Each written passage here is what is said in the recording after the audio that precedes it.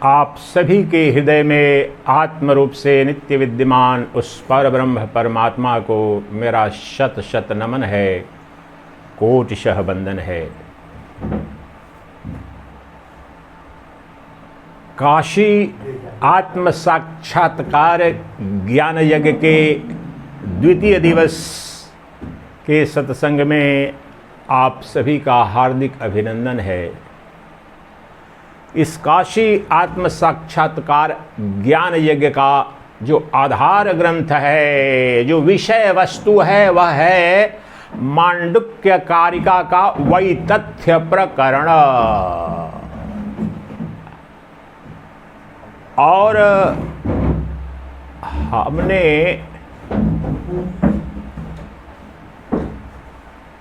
हमने कल जानने का प्रयास किया और इस पूरे ज्ञान यज्ञ में यही जानना है कि अपने आप से, अपनी आत्मा से, अपनी प्रत्यगात्मा से परे जो द्वैत जगत भास रहा है, प्रतीत हो रहा है सत्य की तरह, वह वास्तव में स्वप्नवत मिथ्या है, असत है, उसकी सत्ता है नहीं। संपूर्ण प्रपंच, पंचभूतों रचित जो प्रपंच है, जो जगत है, ये वास्तव में हुए बिना ही भास रहा है और यह द्वैत आभास ही हमारे समस्त दुख, अमंगल, जन्म, मृत्यु, अभाव, दरिद्रता, व्याधि, संताप सबका कारण है। उपनिषदों का उद्घोष है, सभी भय द्वैत से ही होते हैं, द्वैत के कारण ही होते हैं, क्योंकि अगर दूसरा है तो पता नहीं हमारे साथ क्या करेगा। द्वैत जगत दो रूपों में दुख देता है। कुछ वस्तुएं हैं जो हमारे लिए प्रिय हैं तो उनके पाने के लिए प्रयत्न करते हैं और नहीं मिलती हैं तो दुख होता है। और द्वैत जगत की ही दूसरी विपरीत की जो वस्तुएं हैं, जो वास्तव में दुख दे रही हैं, अप्रिय हैं, उनसे पीछा छुड़ाने के लिए, उनसे मुक्त होने के लिए हम भयभीत हो रहे हैं, दुखित हो रहे हैं, प्रयास कर रहे हैं। इसलिए कोई भी दुख, कोई भी अमंगल, कोई भी भय अपने आपा में नहीं है, अपने से परे में है, दूसरे से है। ध्यान से शब्द सुने क्या बोल रहा हूं, क्योंकि यहां काउंटर क्वेश्चन उठेगा अगर बुद्धि आपकी काम कर रही है तो। अद्वैत वेदांत का उद्घोष है कि समस्त दुख, समस्त व्याधि, जन्म, मृत्यु, अभाव, दरिद्रता सिर्फ किसी दूसरे की भ्रांति, द्वैत के कारण है।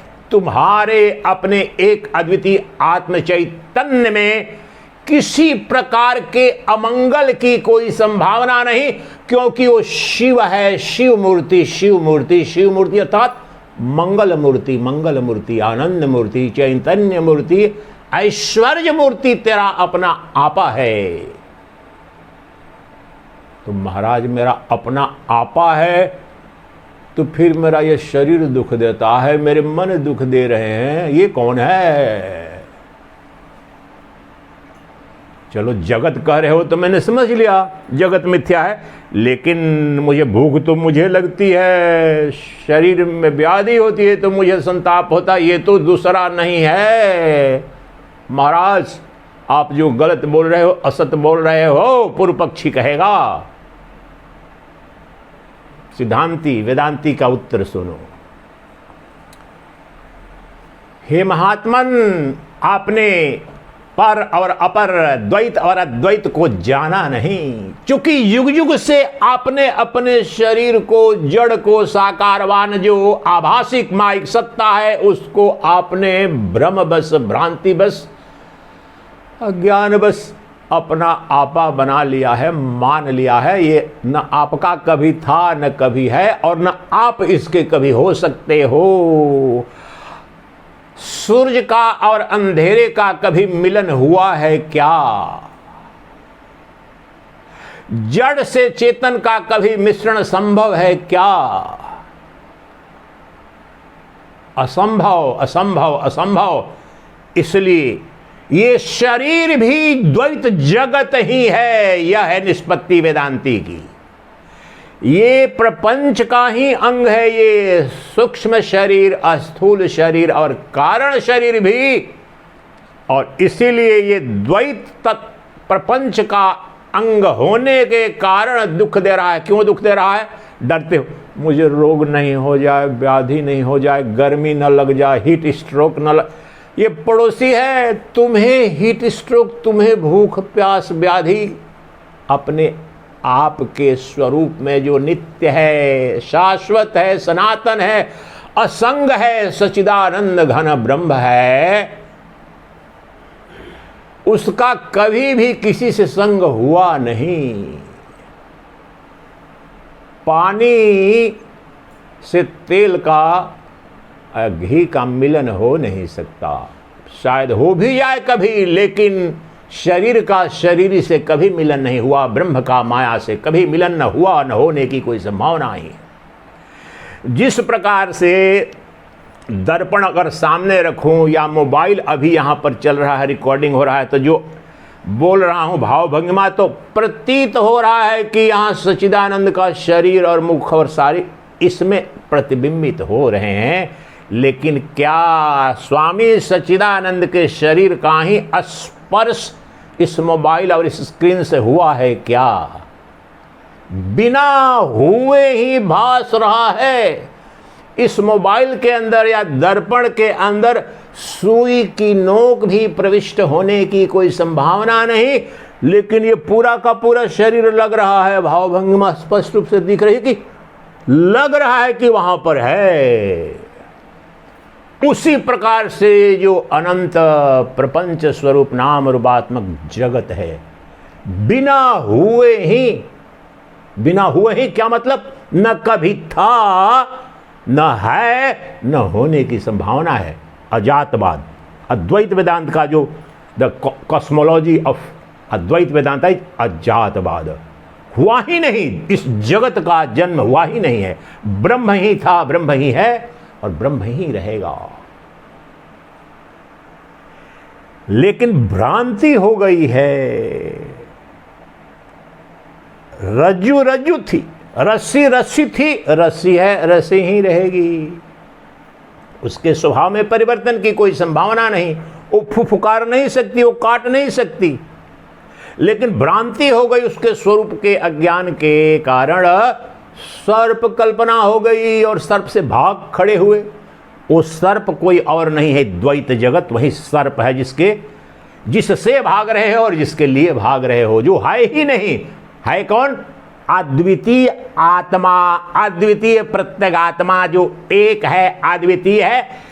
देश काल वस्तु अपरिच्छिन्न है। There is no division either by time और बाई स्पेस और by causality in your own atman. Your own atman is atman of everyone. Mind the word. तुम्हारा जो अपना आत्मा है वही राम का आत्मा था, वही कृष्ण का आत्मा था, वही पशु पक्षी पापी पुण्य, वही कंस का भी, जो कृष्ण की आत्मा तुम्हारी आत्मा, कंस की भी आत्मा वही। राम की जो आत्मा वो तुम्हारी ही आत्मा, तुम्हारी आत्मा। अपनी विराटता देखो। क्षुद्र भर के किसी नेता, किसी सेलिब्रिटी से ऑटोग्राफ लेने जाते हो, तुम ही राम के रूप में अवतरित हुए। शुद्ध अद्वैत बोल रहा हूं, उपनिषदों का उद्घोष है। एक ही आत्मा, दो बनी ही नहीं ब्रह्मांड में, और उस आत्मा तुम हो। तुम्हारी आत्मा ही ब्रह्मांड में जितने जीव हुए, निकृष्ट उत्कृष्ट पशु प्राणी, वही सभी की आत्मा। राम की, रावण की, कृष्ण के, कंस की, पापी की, पुण्यात्मा की, धर्मी की, विधर्मी की। आत्मा में भेद नहीं है। भेद शरीर में है। इसलिए सारे रोग, सारी व्याधि द्वैत शरीर और द्वैत जगत, जगत ही शरीर है, शरीरों के समूह को ही जगत कहते हैं। तात्विक तकनीकी भाषा जो है, प्रपंच, मेरे गुरुदेव बार बार बोलते थे कि शरीरों के समूह को ही संसार कहते हैं। दो नहीं है, एक ही है। ये भी जड़ है, संसार भी जड़ है। ये भी दृश्य के रूप में दिख रहा है। आपका मन दिख रहा है कि नहीं दिख रहा है? सुखी है, दुखी है, गर्मी लग रही है शरीर को। यहां देखो, ब्रह्म ज्ञान इतना नग्न दिख रहा है, शरीर को इतनी गर्मी लग रही है, तो there is a subject and there is an object. I will make strip naked all the nuanced clichés of Advaita Vedanta.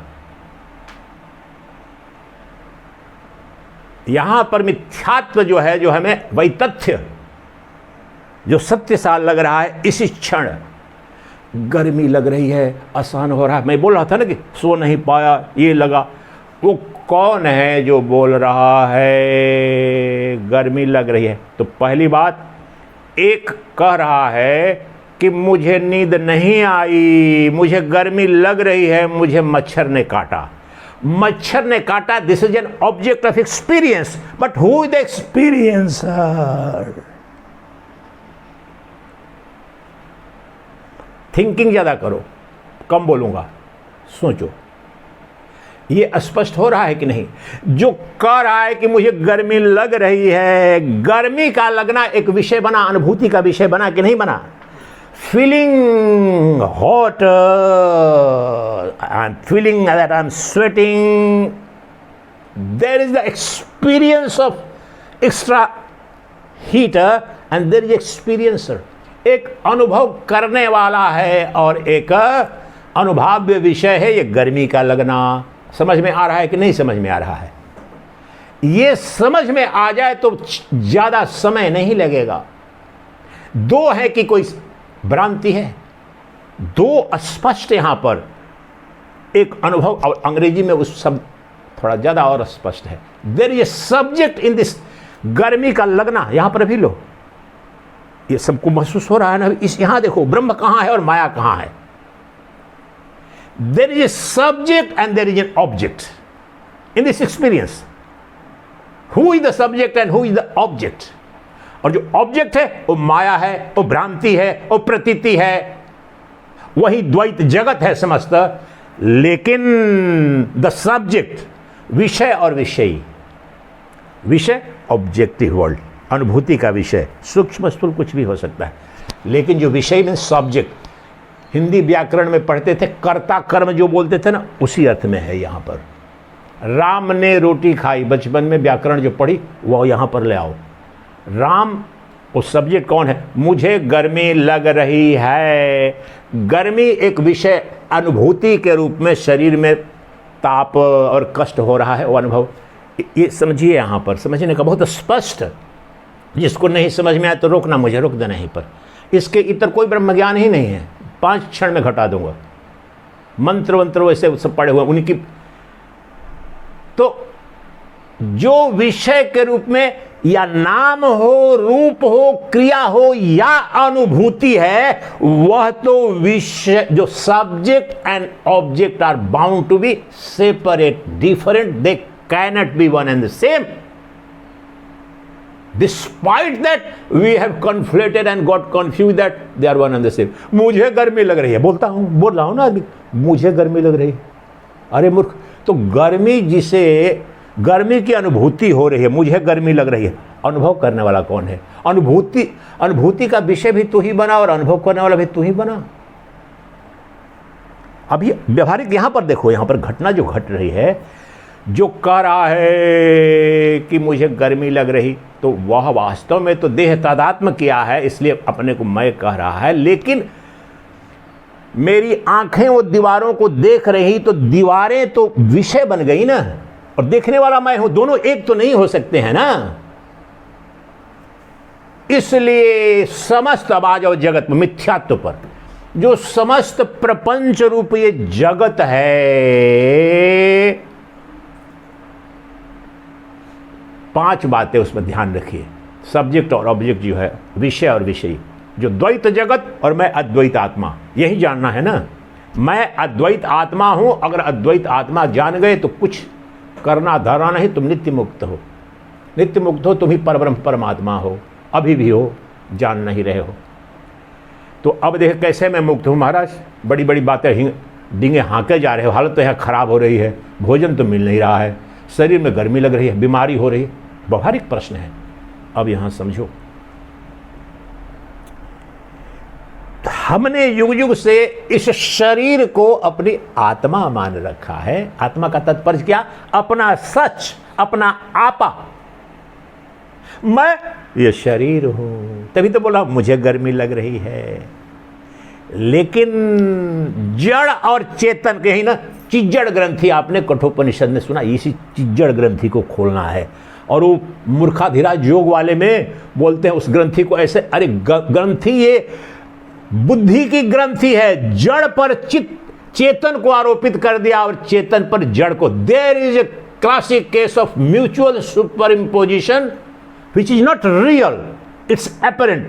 The consciousness has been, that is Brahman, that is ever free, has been superimposed on the insentient jada, and the jada insentient has been superimposed on चेतन।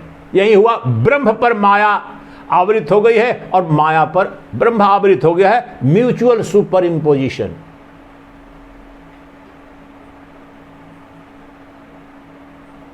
जैसे airport पर आते हैं, conveyor belt पर खड़े होते हैं, कभी उसका सूटकेस लेकर वो चला गया, उसका वाला वो लेके चला गया। अब वो कम होता है जूता, कोई उसका पहन के वो चला गया, उसका चला गया दूसरा समझ करके। यहां पर जो मैं हूं नहीं वह अपना मान लिया मैंने, और जो सदा हूं उसका कोई भास नहीं। यह है अज्ञान।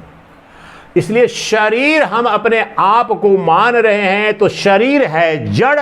नाउ हियर इज द निष्पत्ति। शरीर है जड़, शरीर है दृश्य, शरीर है माया, शरीर है समस्त दुख का कारण, शरीर है दरिद्र, शरीर है विकारी, कामी, क्रोधी, लोभी, लिच्चड़ है। लिच्चड़ प्रयोग कर रहा हूं मैं। ब्रह्मांड के जितने भी मन हैं, जय कृष्णमूर्ति की ये बात बड़ी प्रोफाउंड है उसमें, और मानो न मानो, बाय नेचर, और अपने महाभारत में भी हो, उपनिषदों में भी हो, सृष्टि में कोई उपाय नहीं, कोई विधि नहीं कि एक भी मन, खोपड़ी है ये, खोपड़ी, उल्टी खोपड़ी, जितना डालो, बुद्धिज्म में भी इस पर बड़ी बड़ी सुंदर कथाएं हैं, जातक कथाएं, जितना भी डालो ये खोपड़ी भरती ही नहीं है। दुनिया के सारे ऐश्वर्य, सारे वैभव सब डाल दो, ये मनोदेव की खोपड़ी कभी भरती ही नहीं है, क्योंकि ये उल्टी खड़ी है। उसके सही दिशा में, उसके रूप में तो नित्य तृप्त है, नित्य काम है, लेकिन उल्टी दिशा में खड़ा हो गया है। उल्टी दिशा क्या है? हाय वह चेतन, और चेतन के रूप में वही सच्चिदानंद घन ब्रह्म है। एक ही है, अजन्मा है, अविनाशी है, जन्म मृत्यु है नहीं, नित्य तृप्त है, आप्तकाम है, सर्वेश्वर है, सर्वशक्तिमान है। लेकिन अपने को जड़ मान करके ओ दे दो राम, दिला दो राम, चाहे प्रधानमंत्री हो, चाहे राष्ट्रपति हो, या उद्योगपति हो, दे दो राम, दिला दो राम। सुबह से शाम तक मानो मन बोल रहा हूं, चाहे नोबेल पुरस्कार विजेता हो, या सबसे बड़े धनवान, या सबसे बड़े त्यागी भी कहे जाओ, हो भिखारी। जब तक तुम्हें ब्रह्मांड में कोई विधि नहीं आत्म साक्षात्कार के सिवा, जो यह भिखारी पना जो मन का है वो जाए अपने स्वरूप के। इसलिए अपने स्वरूप का जो अज्ञान हो गया है, मैं हूं चेतन, मान लिया मैंने अपने को जड़, मैं हूं शरीरी, मैंने मान लिया कि मैं शरीर हूं, मैं हूं निराकार, और मैंने अपने को मान लिया साकार। मैं हूं अद्वैत, मैंने मान लिया द्वैत। मेरा शरीर तो मर्जी का स्वरूप, डॉक्टर द्वैत, ब्रह्मांड का शरीर, राम का शरीर, कृष्ण। अभी यहां तो कह रहा हूं, मैं तो हर चीज के लिए तैयार हूं। अगर वृंदावन, मैं तो कहीं मेरे को बोला कहने में कोई दिक्कत नहीं। ये जो पंक्ति मैंने बोली कि आत्मा राम की, रावण की एक, वही मैं ही था, और कृष्ण की कंस की, वहां पर अगर सब जगह पता चल जाए तो शाम तक गोली वोली के लिए जो है सो भेज भी देंगे, इसको मारो, देखो राम और रावण को एक बोल रहा है ये करके। अब मैं वेद बोल रहा हूं, एक एक उपनिषद बोल रहा हूं, कृष्ण की ये वाणी है, लेकिन पाखंड जड़त्व इतना गहरा हो गया है वो समझ ही नहीं है। शरीर में बिल्कुल भेद है राम के रावण के, शरीर में बिल्कुल भेद है कृष्ण के कंस में, शरीर में बिल्कुल भेद है मेरे शरीर में और कृष्ण के शरीर में, लेकिन शरीर ही एक ही था, एक ही है, एक ही रहेगा। वो अजात है, अजन्मा है, वही सच्चिदानंद घन ब्रह्म है, वही कृष्ण अवतारी बने, वही राम अवतारी बने, वही शिव है, वही अनंत रूपों में अभिव्यक्त होता है। सोना एक, और सोने से हजारों लाखों जितने गहने नाम रूप आरोपित कर दिया। सोना एक ही वस्तु है, वह सोना कोई और नहीं, तुम्हारी अपनी आत्मा है। 26 कैरेट, और इसमें कोई दोष लगता ही नहीं है। आत्मा को न भूख न प्यास, वो तो शरीर के सब धर्म है, न व्याधि आदि, और चूंकि द्वैत है ही नहीं, इसलिए भूमिका ये बना रहा हूं कि भाई तथ्य प्रकरण, ये जगत मिथ्या है, शरीर मिथ्या है, क्यों इतना समय लगा रहे हो महाराज? क्यों लगाया इन लोगों ने? क्योंकि सारी व्याधि यहीं से, ब्रह्मांड में कोई विधि व्यवस्था नहीं। तुम सीधे चले जाओ अद्वैत सिद्धि पर भी कुछ नहीं घटेगा। पहली सीढ़ी, जब तक तुम्हें सिद्ध न हो जाएगा कि मुझसे, और मुझसे का तात्पर्य शुद्ध चैतन्य मेरी अंतरात्मा है, प्रत्यगात्मा है, जो आत्म ज्योति है, इससे परे जो कुछ भी दिख रहा है सब वो मेरा ही शरीर क्यों न हो, मेरा सब जड़ है, साकार है, काल्पनिक है, माइक है, असत वस्तु है, दुखमय है, तब तक आप जो सुखमय है, जो मंगल मूर्ति स्वरूप अपना आपा है। पहले क्या करते हैं, आयुर्वेद में 2 प्रकार के पथ्य होते हैं, ये डूज एंड डोंट्स, ये भोजन नहीं लेना है, ये भोजन लेना है। जैसा हमने पूछा ना मुझे कि गुरुजी आप पपीते का सब्जी लेते हैं कि नहीं, मैं पर्टिकुलर चीज़ों को लेने में, चूंकि अपना शरीर पर, तो कौन सा लेता हूं कौन सा नहीं लेता हूं, क्यों? जो इसके लिए लाभप्रद है। तो ये जो डूज एंड डोंट्स क्या है, पहले आप क्या चाहते हो? सीधे महाराज जी हाथ छू दो ना, ज्ञान दे दो मुझे, हो जाए। नहीं हो सकता है जब तक तुम जिसमें फंसे हो, जिस कुर्सी में तुम्हें बांध दिया गया है, वो कुर्सी कौन सी है? जड़ की, देह की कुर्सी में बंधे हो। यहां से तुम्हें खोल के निकालना पहला काम है, तब तो सिंहासन पर बैठाऊंगा। इसलिए ये जो वही तथ्य है, तुमने शरीर को, शरीरों के समूह को, जो जगत है उसके पीछे भाग रहे हो। आ जाओ आ जाओ, हे प्रिय, हे प्रियतमा, हे संसार, हे कुर्सी, हे धन, हे वैभव, जो न थे न है। तो जब तक इनका मिथ्यात्व सिद्ध नहीं हो जाता है, तब तक जो सिंहासन, चैतन्य सिंहासन है, जो सम्राटों के सम्राट की पदवी है तुम्हारी, तुम कभी भी उससे च्युत हुए ही नहीं। तुम स्वराट सम्राट थे और हो, तब तक कैसे उपलब्ध होगा? तो जहां पर, जिस कुर्सी पर, गलत कुर्सी पर बैठ गए, जड़ के सिंहासन पर बैठ गए हो भ्रम के कारण, तो चेतन के सिंहासन पर आके बढ़ने के लिए जानना पड़ेगा कि मेरे दुख का, मेरे अमंगल का, मेरे जन्म मृत्यु का, समस्त दुख का कारण ये है। इस कुर्सी ये मेरे लिए ठीक नहीं है, मेरे को चेंज करो जी, उधर जाना है। अभी तो ये हुआ नहीं है। कहने में कितना आसान लगा। अब आपसे प्रश्न पूछता हूँ, संपूर्ण मानव जाति से प्रश्न पूछता हूँ। आप इस उम्मीद से आए हैं कि क्षण भर में ब्रह्म ज्ञान हो जाए मुझे? सब लोग आए हैं, आते हैं। आपसे प्रश्न पूछता हूँ, ईमानदारी से उत्तर देना।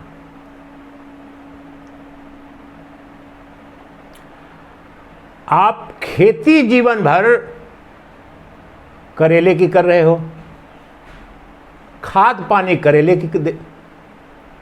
में लगा रहे हो, और सुन लिया आपने कि आम बड़ा मीठा होता है। हमारे बच्चे बोल रहे हैं कि ताऊ जी ये आपने बगीचे में आम क्यों नहीं, आम खिलाओ। कैसे खिलाओगे? लगाना पड़ेगा। आपने खेती किसकी की? संपूर्ण मानव जाति पर प्रश्न है। ये समझो, ये पुस्तक समझो ना समझो कोई बात नहीं, अभी क्रांति घटेगी। आपको ईमानदारी से सोचो, आपने जो मिथ्या है शरीर, अपने जीवन में खाद पानी भोजन पानी या जो कुछ भी पल पल लगाया है, अपने जीवन का कितना प्रतिशत शरीर के लिए लगाया है, कितना प्रतिशत आत्मा अर्थात शरीर के लिए है। अपने से पूछो, 1 मिनट रुको, ask and think it about. क्या आप अन्याय नहीं कर रहे हैं? आपने वृक्ष लगाए नीम के और आम के फल खाना चाहते हो। आपने खेती बबूल की, बबूल के पेड़ रोपे और आम मीठे फल खाना चाहते हो। अपने आप पर पूछ। More than, listen my mathematical calculus, more than 99.9% of your time, energy, resources, emotions and sentiments have been invested in cultivating that sour, bitter, disease giving, suffering giving plant called शरीरा। आप में से बहुतों को भ्रम हो रहा होगा, देखो मैं तो बड़ी कृपा कर रहा हूं, हरिद्वार चला गया, इतने बार 2 बार चला गया, बड़ी कृपा कर दी। ये पहले आदमी थे तोमर जी, उससे मेरी बड़ी इनकी श्रद्धा बढ़ गई। पहले पिछले अगस्त वाला जो शिविर था, तो इन्होंने कृष्ण जन्माष्टमी का दिन था, आप भी थे, हाँ, सब रुदन करने लगे, सब साक्षात दर्शन उस कृष्ण का आज करा। जो वहाँ के थे, जयपुर वाले दूसरे भी थे, और सब ने, तो इन्होंने कहा ये कि सबने कहा कि साक्षात दर्शन आज कृष्ण के तो करा दिए हो गए, लेकिन इन्होंने एक बात कही कि अब मैंने ये संकल्प लिया है कि इतने भी मैंने यात्रा 2-3 ही बार आए थे, उसके पहले 3-4 बार, तो अब कम से कम मैं 27 बार लगातार आऊंगा, तब इसमें पूर्ण निष्ठा हो जाएगी। ये अगर बुद्धि ईमानदारी समझ वो हो पाए, नहीं वो आगे की बात है ना। संकल्प ईमानदार होगा तो समझ में आएगा ना कि यार हम 2 बार 4 बार आए हैं, और बचपन से आप में से ऐसा कोई नहीं है कि समय तो देते हैं धर्म को, कहीं ये वो देते हैं, लेकिन धर्म का वो स्वरूप है। मंदिर में आप जाते हैं, पूछिए किस लिए जाते हैं आप? सभी धर्मों में धर्म, मंदिर में आप कुछ भी देने नहीं जाते हैं, लेने जाते हैं। वो व्यापार है, दुकानदारी है। इसलिए वेद का उद्घोष सुनो, पूर्व मीमांसा शुद्ध व्यापार है, ये खुद वेद कहता है, और फेयर ट्रेड है। ये करोगे तो राजसूय, यज्ञ करोगे तो ये मिलेगा, वो करोगे संतान मिलेगी, फेयर ट्रेड है। लेकिन नंदलेस ये व्यापार है, नंदलेस व्यापार। स्वामी राम तीर्थ speaking among the best of the scientist and philosophers in America, he saying the पूर्व मीमांसा, जो पूर्व पक्ष है, कर्मकांड पक्ष है, ये पूजा पाठ सब कर्मकांड के और वेद विहित हैं, इसमें कोई दिक्कत नहीं है। लेकिन यह भ्रम पार लेते हो कि शिव पर थोड़ा जल चढ़ा दिया तो बड़ी शिव पर कृपा कर दी। हे मूर्खानंद, महापाप करिए तुम भावना करके, भ्रम मत पालो।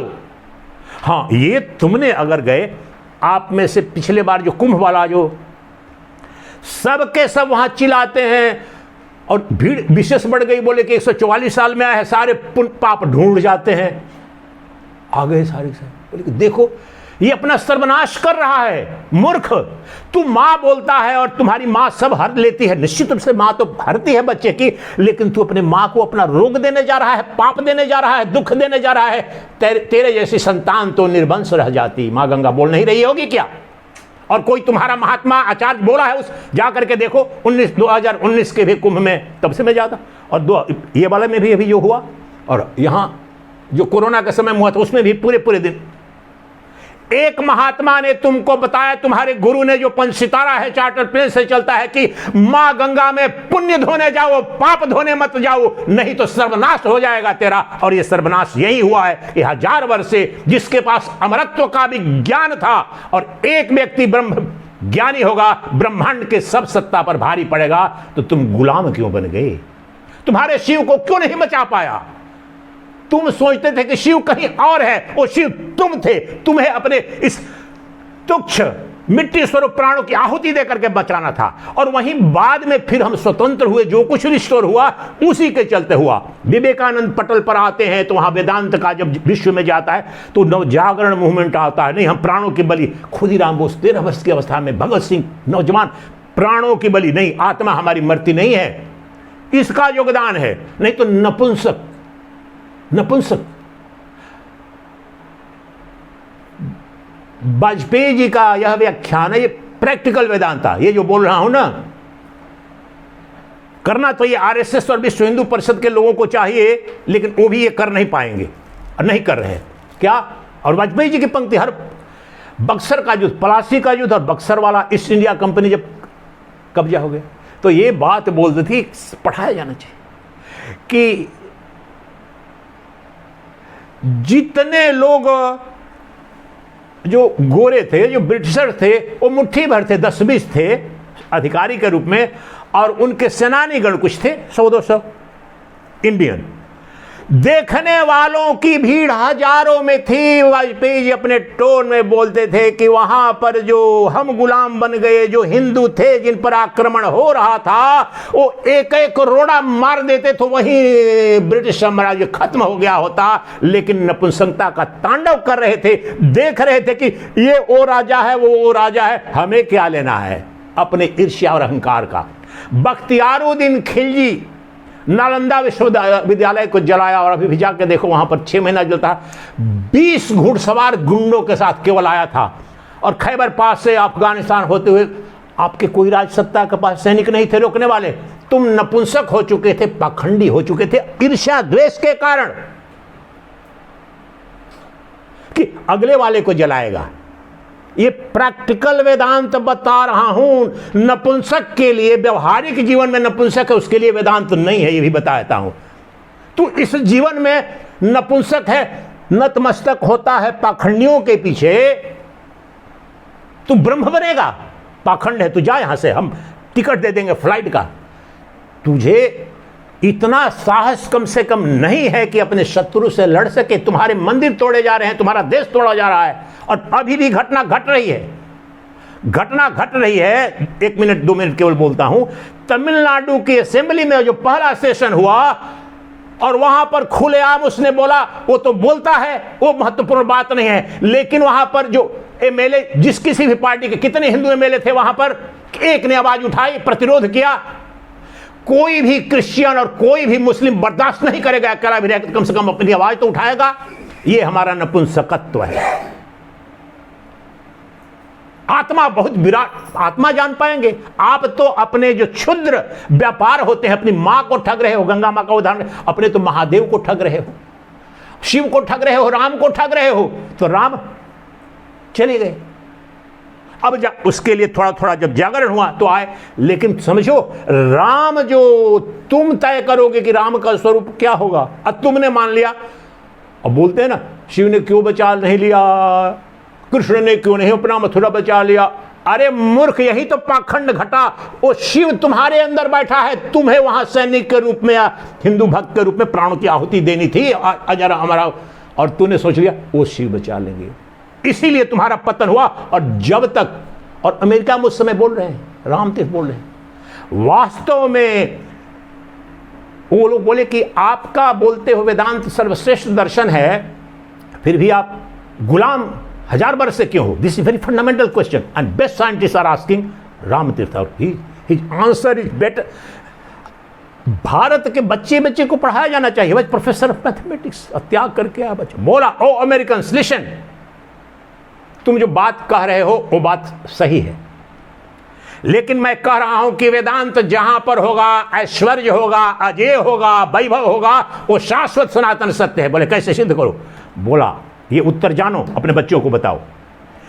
जब तक वेदांत हम सनातन धर्मियों के धमनियों में दौड़ रहा था, अर्थात आचार विचार में दौड़ रहा था, तब तक हम दुनिया की सबसे बड़ी आर्थिक शक्ति थे, सबसे बड़ी सामरिक शक्ति थे, अजय थे। आधा विश्व भारत अखंड था, और विश्व गुरु तो थे ही। लेकिन जब से हमने वेदांत को पुस्तकों के 2 जिल्दों के बीच सीमित कर दिया और प्रणाम बाहर से कर लिया, हम हो गए नपुंसक। घूंड लग गया संस्कार से नपुंसक। वेदांत तुम्हारे धमनियों में दौड़ता है, तुम्हारे विचारों में जीता है, शब्द नहीं है। इसलिए हमारा पतन हो गया। उन्होंने कहा लेकिन ओ अमेरिकन्स, ऑर्डिनरी वहां पर सुनने वाले नहीं है। Best of the philosopher, best of this Nikola Tesla was in audience. Albert Einstein से ज्यादा उसके पास पेटेंट थे। और वहां पर बोला कि ओ अमेरिकन, तुम्हारा जो ऐश्वर्य है, वेस्टर्न जो इंडस्ट्रियल रेवोल्यूशन जो इंग्लैंड में हुआ, मैनचेस्टर वगैरह, सब मेरे वेदांत के कारण है। आज सोचो कैसा चुनौती। वहां 28 वर्ष का युवा है, नग्न बस ऐसे करके गया है, वहां पर बोल रहा है कि जिस तुमने हमारे वेदांत को अपना लिया जब से अमेरिका ने, यूरोप वाले ने, तो इसलिए तुम यशस्वी हो गए, तेजस्वी हो गए और आधिपत्य हो गए, और हम पाखंडी हो गए हैं और इसलिए गुलाम बना है। अब हमारे पास अगर हम फिर अपनी धमनियों में उस वेदांत के विचार को, अपने ब्रह्मत्व को, अपने शिवत्व को जान करके व्यवहार में वाणी से ओम ब्रह्मास्मि हम चिल्लाते रहो, कुछ नहीं होगा, कुछ नहीं होगा। उसके तत्व को नहीं समझा, आचार में, विचार में, व्यवहार में नहीं लाया तो नहीं घटेगा। लेकिन वेदांत की एक पंक्ति, एक शब्द तुमने अपना लिया, अपने आचार विचार में अपना लिया, ब्रह्मांड की कोई सत्ता कभी तुम्हें स्पर्श नहीं कर सकती। इसी समाज में हो, मैं अपना ये अनुभूत सत्य है, इसलिए इनकी सिस्टर जो अमेरिका में रहती है उसने कहा तभी से, नहीं तो ये सब मैं I was holding back all my, कोई जन्मभूमि क्या है ये सब नहीं, लेकिन इनकी जो she was for 12 years scientist ISRO में, वो छोड़ छाड़ के गई अमेरिका में, और वहाँ भी, और भगवत गीता इतना बड़ी, उसने बोला कि स्वामी जी आपके जो प्रैक्टिकल जीवन जिया है, आपने युद्ध जिस तरह से किया हुआ है व्यवहारिक करके पढ़ा, तो बताना चाहिए, it will be inspiring story. मेरे को लगा कि मैं ये सोच करके कि सन्यासी के रूप में ज़्यादा अपने बारे में बोलना नहीं, लेकिन एक दूसरा पक्ष इसका बहुत इंपॉर्टेंट है। और हमने भी खुद ये स्टोरी विवेकानंद वगैरह, रामदेव, सब जान के ही तो शक्ति मेरे को आई थी। तो ये तब से कुछ कुछ थोड़ा थोड़ा मैं ये बात बता पा रहा हूँ, कह पा रहा हूँ कि मैंने व्यक्तिगत जीवन में, लोग समझ नहीं पाते थे। Ministers used to say, oh, under Parasuram, then hundreds of professors must be working because he is creating a ripple. रोज मीडिया में कोई नहीं था, मैं अकेले। It was वेदांत की शक्ति, अपना अभय, निर्भय, थकावट नहीं। जहां अन्याय होगा वहां झुकेंगे नहीं, प्राण दे देंगे, झुक नहीं सकते हैं। वो शक्ति अभेद्य हो जाती है। तो क्या कह रहा हूं, हमारे जो व्यवहारिक, जो व्यक्तिगत जीवन में शरीर उसी को सिद्ध करा था। हमारी आत्मा कहाँ है? मेरा शरीर मेरी आत्मा है। मोर देन 99.9% खाद पानी भोजन किसको दे रहे हो? शरीर को। अब बताओ कि ठग रहे हो कि नहीं ठग रहे हो अपने आप को, और भगवान को भी ठग रहे हो। अब ईमानदार अगर हो तो इस इक्वेशन को बदलो। इक्वेशन बदलने का तात्पर्य ये नहीं कर रहा हूं कि 99 पॉइंट वहीं करो, लेकिन थोड़ा तो सोचो कि एक तो पूरे दिन, पूरे जीवन नौकरी की, इसमें अधिक सब लोग हैं लगभग, रिटायर कर गए, बढ़िया, परमात्मा ने सबको बहुत अच्छा दिया, बिल्कुल है, करना चाहिए। अब बुढ़ापा भी आ रहा है तो सोचते हो कि कोई घुट्टी पिला दे, 2 मिनट में घट जाए। अरे अभी भी जब यात्रा शुरू हुई है, ये भी नहीं बोल रहा हूँ कि 365 दिन, तो कम से कम आपके जीवन का 20% 25% समय है, जैसे 365 दिन है, या महीने में कम से कम 1 हफ्ता तो कहीं जा कर के ब्रह्म चिंतन करो। या एवरेज में यही कह रहा हूँ, प्रतिदिन 1 घंटा 2 घंटा तुम इस अभूतपूर्व जो उपलब्धि संभव है वो तो देने को तैयार नहीं हो। लेकिन स्वामी जी, स्वामी सच्चिदानंद जी, माथा छू दो, मेरे ब्रह्म ज्ञान करा दो, तो मेरे गुरु ही सरेंडर कर गए तो मैं क्या कर पाऊंगा। इसलिए समस्या आज जो मौलिक ये बता रहा हूं, एक सुनो, आपके पुण्य कर्म, 2 शब्द भी वेदांत के सुनने को मिलते हैं, पुण्य जन्म के कर्म फलित हुए हैं। लेकिन क्षण भर में सुन करके आप सोचो कि ये उपलब्धि कितनी विराट है, तब तो इन्वेस्टमेंट करोगे। रिटर्न जो अंबानी वाला को उदाहरण दिया था, तो हमें रिटर्न क्या आ रहा है? सर्वस्व मैं, सर्वत्र मैं, सदा मैं। सोचो ये विराटता, सर्वत्र मैं, सदा मैं, मुझसे परे कोई है ही नहीं, आनंद ही आनंद, प्रेम ही प्रेम, सौंदर्य ही सौंदर्य, ऐश्वर्य ही ऐश्वर्य। ईश्वर शब्द से ऐश्वर्य शब्द आया है। Think it about. समस्त ऐश्वर्य संपन्न जो है वो ईश्वर है, वो ईश्वर तुम हो, परमेश्वर। छोटी मोटी ग्लोरी 10 टकिया नाचने वाली भी आती है आजकल ना, ऐसे ऐसे ऑटोग्राफ के लिए बुढ़े बड़े बड़े लाइन में खड़े हो जाते हैं। तुम ऐश्वर्यों के ऐश्वर्य हो, अपने स्वाभिमान को जगा नहीं पा रहे हो। तेरे मन के संकल्प शक्ति से अनंत ब्रह्मांड बनते हैं, बिगड़ते हैं, अब भिखारी का जीवन जी रहे हो। वेदांत यह विद्या है। वेदांत तुम्हें त्याग का, अरे त्याग मैंने कहा, मैंने कभी कोई त्याग नहीं किया, केवल अज्ञान का त्याग किया है, नपुंसकता का त्याग किया है, दरिद्रता का त्याग किया है। तुमने गलत विद्या पढ़ ली है कि सन्यासी जो बनता है वो दुख के लिए जाता है। अरे मूर्ख, इसीलिए मैं बार बार जब से प्रवचन शुरू किया हूं उस बात को प्रतिदिन बोलता हूं कि तुम्हारे दुखों की आत्यंतिक निवृत्ति और परमानंद की प्राप्ति का एकमात्र उपाय, ये उपाय मैंने किया, ब्रह्म ज्ञान है। मैं दुखी बनने नहीं गया हूं, मैं महाभोगी। तुम भोगी, मैं महाभोगी। तुम कामी, मैं महाकामी।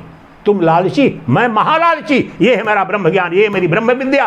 क्योंकि महाभोग का क्या तात्पर्य? भगवान विष्णु का एक नाम है, सहस्त्र नाम में महाभोग, इन्फिनिट ब्लिस, आत्मक्रीड़ा, आत्मरति, आत्ममैथुन, जो उपनिषद बोलते हैं भगवद गीता, वो तत्व है। अनवरत आनंद, अखंड रति क्रीड़ा, वो अपनी आत्मा का स्वरूप है। और क्षुद्र भर के लिए मनुष्य शरीर पाया तो किया भोग, ठीक किया। परीक्ष लोकान, उपनिषद बोलते हैं भोगो, लेकिन अभी तक तुम्हें पता नहीं चला कि उससे तृप्ति तुम्हें मिली क्या, संतुष्टि मिली क्या। आए थे हंसते खेलते या रोते जो भी, अभी तो स्वामी जी हाथ काम नहीं कर रहा है, पैर काम नहीं, घर वाले भी बोलते हैं बैठे बैठे रोटियां तोड़ रहे हो, ये करो जी। पापा जी, मुझे इतने लोग मिले हैं, बेचारा रिटायर कर गया, जिंदगी भर पैसा देता रहा है, अब रिटायर हो गया है तो पर्टिकुलरली आर्मी वगैरह में है तो उनको पोस्ट रिटायरमेंट भी मिल जाता है, तो ऑफर आ जाता है, बच्चों को पता चल जाए, वो नहीं लेते हैं। पापा जी आपने इसी मूर्खता, क्योंकि पैसा मिल रहा था इतना, आपको लाख रुपए मिलते, अभी भी पोस्ट रिटायरमेंट फोर्स करते हैं। आप समझिए, ये है जीवन का सच। आपने सोचा संतान पैदा की, आपने शादी की, पति बनाया, पत्नी बनाया, आप यू आर, यही तो याज्ञवल्क्य ने क्या कहा, हे मैत्रेयी, पति पत्नी के लिए नहीं, पत्नी पति के लिए नहीं, सब अपने लिए, आत्मा के लिए। इसलिए अब कम से कम आप भी संकल्प करो, अपनी आत्मा की खेती करो, बुआई, बिजाई, सिंचाई, खाद की डलाई, फिर देखो उसका फल। और कौन आदमी ये नहीं समझेगा? विज्ञान बहुत स्पष्ट है। जीवन भर मैंने विष बोया, अब खोज रहा हूं अमृत। अब जरा उलट के देख। अच्छा, मैं कह रहा हूं कि इन सब पर विश्वास मत करो, किसी पर, मेरी भी बात पर। उपनिषद यही कहता है, जरा जाग, कोई बोले कि पानी पीने से अमृत मिलेगा, कोई पड़ेगा पानी पियोगे तो मर जाओगे, तो एक ही उपाय है कि जरा चखो तो, जरा देखोगे मत करके, तो यही कहा चखो तो, जरा रस स्वादन तो करो। मेरा तो यही घटित हुआ ना, इंटरमीडिएट के स्टूडेंट फर्स्ट ईयर का रामकृष्ण मिशन में गया, पहले ही दिन ऐसा अमृत की मुझे रोक नहीं पाया। सारे स्टूडेंट बोलते तो पढ़ने में बहुत तेज तरह लड़का है, लेकिन ये कहाँ भटक रहा है तू, वहाँ भी और वहाँ सारे मेरे दोस्तों सिविल सर्विस करने के लिए। अब मैं जो करता है सब जा, दिल्ली यूनिवर्सिटी फलाना फलाना जाकर हर तरह के जो, अब क्योंकि शरीर की खेती करना ही फंडामेंटल राइट हमको सिखाया गया है। तो अभी तो कर लिया, कोई दिक्कत नहीं, लेकिन अब सोचो कि आपको आत्मा की खेती में कितना, अभी भी मैं बोल रहा हूं आपको 100% देने की जरूरत नहीं है, मैं आपको ग्रेस दे रहा हूं। आप नियमित रूप से, जो बोलता है ना, भारत सरकार को भी तो टैक्स देना पड़ता है 10%, 20% मैक्सिमम। तो आप जो अपनी आत्मा को 10-20% भी टैक्स देना शुरू करो तो क्रांति घट जाएगी। भारत सरकार ले आपकी कमाई की ले लेती है 10%, और आप अपनी आत्मा जो सम्राटों का सम्राट है, जो सदा अभी भी जो सुख भोगते हो, ऐश्वर्य भोगते हो, उसी के कारण है, और उसको बोलते हो तू मेरा पाप ले ले। गंगा में क्या, गंगा चैतन्य गंगा है, माँ गंगा। उस दिन जो वीडियो बनाया था ना छोटा सा, वो गंगा कुछ और नहीं है, वो तुम्हारी चेतना है। संन्यास के बाद जब प्रति गंगा में, ये वो गंगा बाहर में जलधारा नहीं है, ये इसलिए भारत को अमृत नहीं बनाया है गंगा का दर्शन करने के लिए। अलेक्जेंडर आया था तो अरिस्टोटल ने बोला था थोड़ा गंगाजल, उसमें सोचो 2500 वर्ष पूर्व गंगाजल लाना और एक गुरु लाना, पंचगकार है ना, क्या बात रही होगी। तो वो गंगा जो है, थोड़ी सी गंगा, वो कौन है? वो वास्तव में चैतन्य गंगा है, त्रैलोक्य तारिणी इसी अर्थ में है, ये प्रतीक मात्र है। त्रैलोक्य तारिणी, त्रिभुवन तारिणी, समस्त दुख निवारणी, और पाप धुलने का तात्पर्य है वो ज्ञान, आत्मज्ञान के स्वरूप के बोध होते ही जड़ से तदात्म विक्षेप सब जल जल कर खाक हो गया, तू अमरत्व को प्राप्त हो गया। यह है त्रिभुवन तारिणी का तात्विक अर्थ। यहाँ शिव की नगरी में, माँ गंगा की नगरी में बैठ करके, और ये माँ की कृपा रही होगी, 140 किलोमीटर एग्जैक्टली डाउन स्ट्रीम बच्चा बचपन में भी 4 डिग्री 2 डिग्री टेम्परेचर में नग्न बदन स्नान करने आता था, ये करता था। भाव उसमें भी आता था कि भगवान शिव की अमृत धारा आ रही है, माँ गंगा की अमृत। 45 साल पुरानी बात होगी, 50 साल लगभग, जब चला गया घर से तो वो बात उसमें भी समझ में आती थी कि कैसी विराट है ये माँ गंगा की धारा।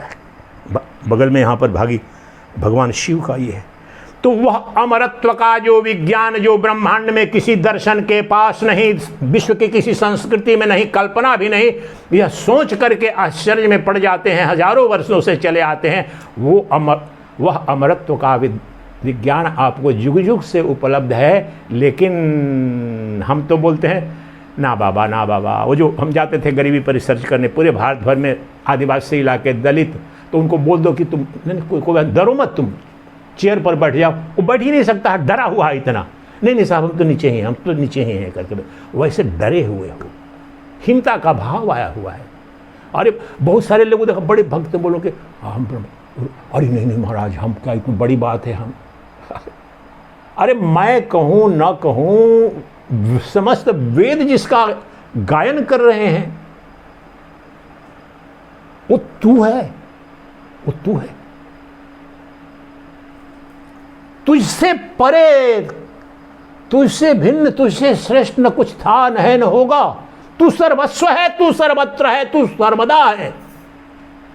अपने ऐश्वर्य की ये साहित्य भी विश्व का कोई ये क्लेम नहीं कर सकता है, और हमने उसका विज्ञान दे दिया है, और फिर भी हम भिखारी नहीं महाराज जी, हमको कोई बात नहीं, हम तो छोटे आदमी हैं। ये गुलामी का कालखंड ये हमको डस रहा है। इसलिए अब हमको सिद्ध क्या करना था, ये सारा व्यवहारिक इसलिए बता रहा था, जुग जुग के उदाहरण, कि हमने इस जगत को, और जगत की कहाँ से प्रारंभ यात्रा होती है? शरीर से। इस शरीर के संबंध और जगत जो है उसको ही आत्मा मान रखा है, उसको खाद पानी सिंचाई कर रहे हैं, उसको खिला रहे हैं विटामिन। और जो शव है, ये शरीर, ध्यान से सुनो, ये शरीर अभी भी शव है। लग रहा है ना कि मैं जीवित हूं, जो जीवित है वो मरेगा नहीं। सुन लो, जो जीवित है वो नहीं मरेगा, जो मरेगा वो अभी भी मुर्दा है। वो शिव है, तू शिव है, उसका जन्म नहीं, उसकी मृत्यु नहीं है। शिव की ही तो व्याख्या हो रही है। 7वां, ये व्याख्या मैं कर रहा हूं व्यवहारिक। 7वें, शांत प्रपंचो शमम शांतम शिवम अद्वैतम। अद्वैत की वो तेरा शिव कहीं अन्यत्र नहीं, वह शिव तू है जो सर्वमंगलमय है, एक है, अद्वितीय है, निष्प्रपंच है। कहाँ? जहां संसार है ही नहीं, वह शिव तू है। लेकिन तू अज्ञान के कारण दर का भिखारी बना हुआ है। तो आइए अब श्लोक लेते हैं। ऐसे सीधे सीधे वो श्लोक और व्याख्या कुछ बात नहीं। तो जब तक ये मिथ्यात्व जो है, इसका प्रतीति जो है इस जगत की, अब हमने तो जिंदगी भर ये जाना पड़, खाद पानी जिसको डाला और अगले दिन बोलो कि ये जगत मिथ्या, शरीर मिथ्या। जिसे रातों रात में पाला बदल देते हैं ना, तृणमूल वाले हार गए तो अगले दिन ज्वाइन कर लिया बीजेपी का डंडा। हम तो उससे भी गए गुजरे हैं। उनका तो व्यवहारिक समझ में आ रहा है कि बचने के लिए हार गया तो कांग्रेस वाला बीजेपी को झंडा। हम तो जिंदगी भर शरीर की खेती की, अब बुढ़ापा जब शरीर साथ नहीं दे रहा है, ब्रह्म ज्ञान महाराज जी हमको भी करा कि अब कुछ नहीं होगा। तो इसलिए जानना जरूरी है कि जो सदा शिव स्वरूप है, आनंद स्वरूप है, ऐश्वर्य स्वरूप है, वो तू ही है अपने मूल स्वरूप में, अपनी आत्मा के रूप में, कोई दूसरा नहीं है। और जिसके लिए तू डर रहा है कि मर जाएगा, रोगी हो जाएगा, वो मरा हुआ है पहले ही, वो कभी भी जीवित नहीं है। ये कल्पित है, ये स्वप्नवत है। यही तो बता रहे हैं अगले श्लोकों में, यही बताएंगे। जिस प्रकार से स्वप्न में स्वप्न दृश्य मिथ्या, उस प्रकार से जागृत अवस्था में समस्त जागृत दृश्य संसार जो दिख रहा है वो कल्पना है, भ्रांति है। क्यों है? श्लोक ये बताते हैं, सिद्ध करो। अभी तो कुछ समझ में आया बातें जो कही हैं? नहीं तो ये श्लोक सीधे पढ़ने से कुछ समझ में नहीं आता है। और हजारों वर्ष पहले लिखे गए व्यवहारिक हमारे जो उदाहरण जब तक अपने जीवन के नहीं आएंगे, then it's not going to be useful. इसलिए मैं कोशिश करता हूं कि वर्तमान में जहां पर हैं जैसे हैं उसके उदाहरण, और हम जहां पर जैसी हमारी चेतना है, जब तक डायग्नोसिस नहीं होगा तो प्रोग्नोसिस कैसे होगा बताओ।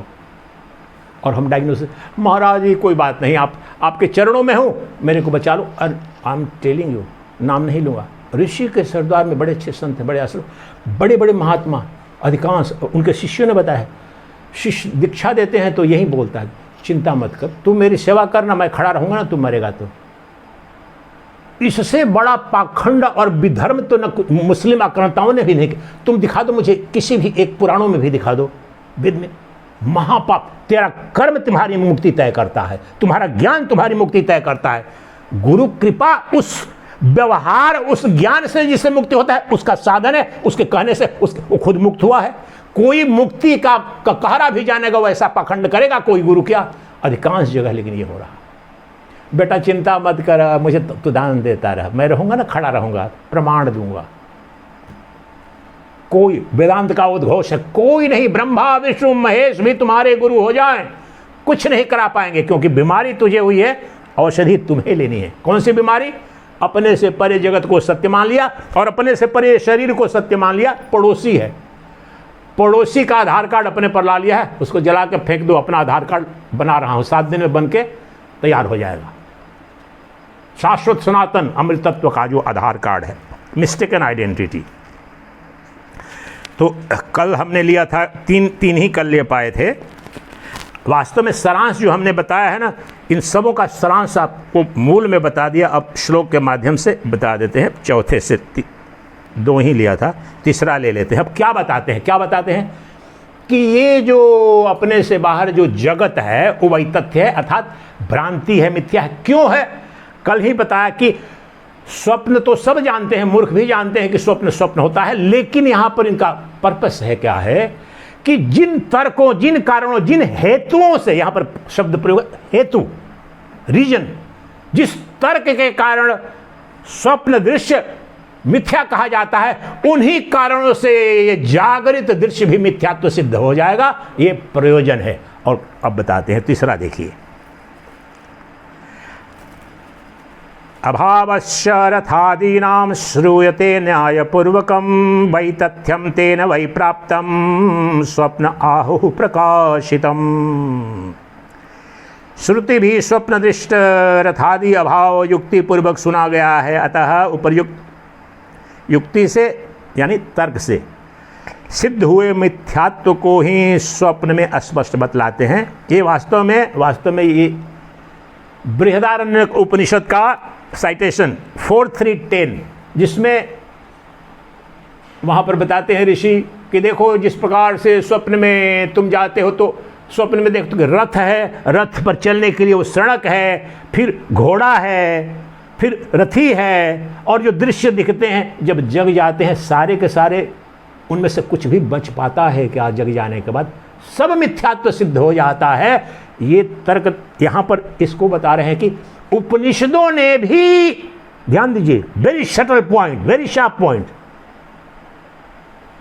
उपनिषदों ने भी जब उसका मिथ्यात्व यही कह रहे हैं कि उस बृहदारण्यक की श्रुति ने भी ये कहा कि ये तर्क संगत सिद्ध हो जाता है कि दृश्य के रूप में वहां पर जो कुछ भी दिखा वो था ही नहीं, लेकिन बिल्कुल सत्य की तरह दिख रहा था, क्योंकि जग गए तो कुछ है ही नहीं, गायब। स्वप्न की अवस्था में बिल्कुल सत्य लग रहा था। तो इसलिए अभी की जो अवस्था है उसमें ये जो दिख रहा है, प्रश्न कर लो कि फिर इस पर कैसे विश्वास करें। मान्यता के लिए नहीं करे, प्रश्न तो करो लेकिन सिद्ध करो।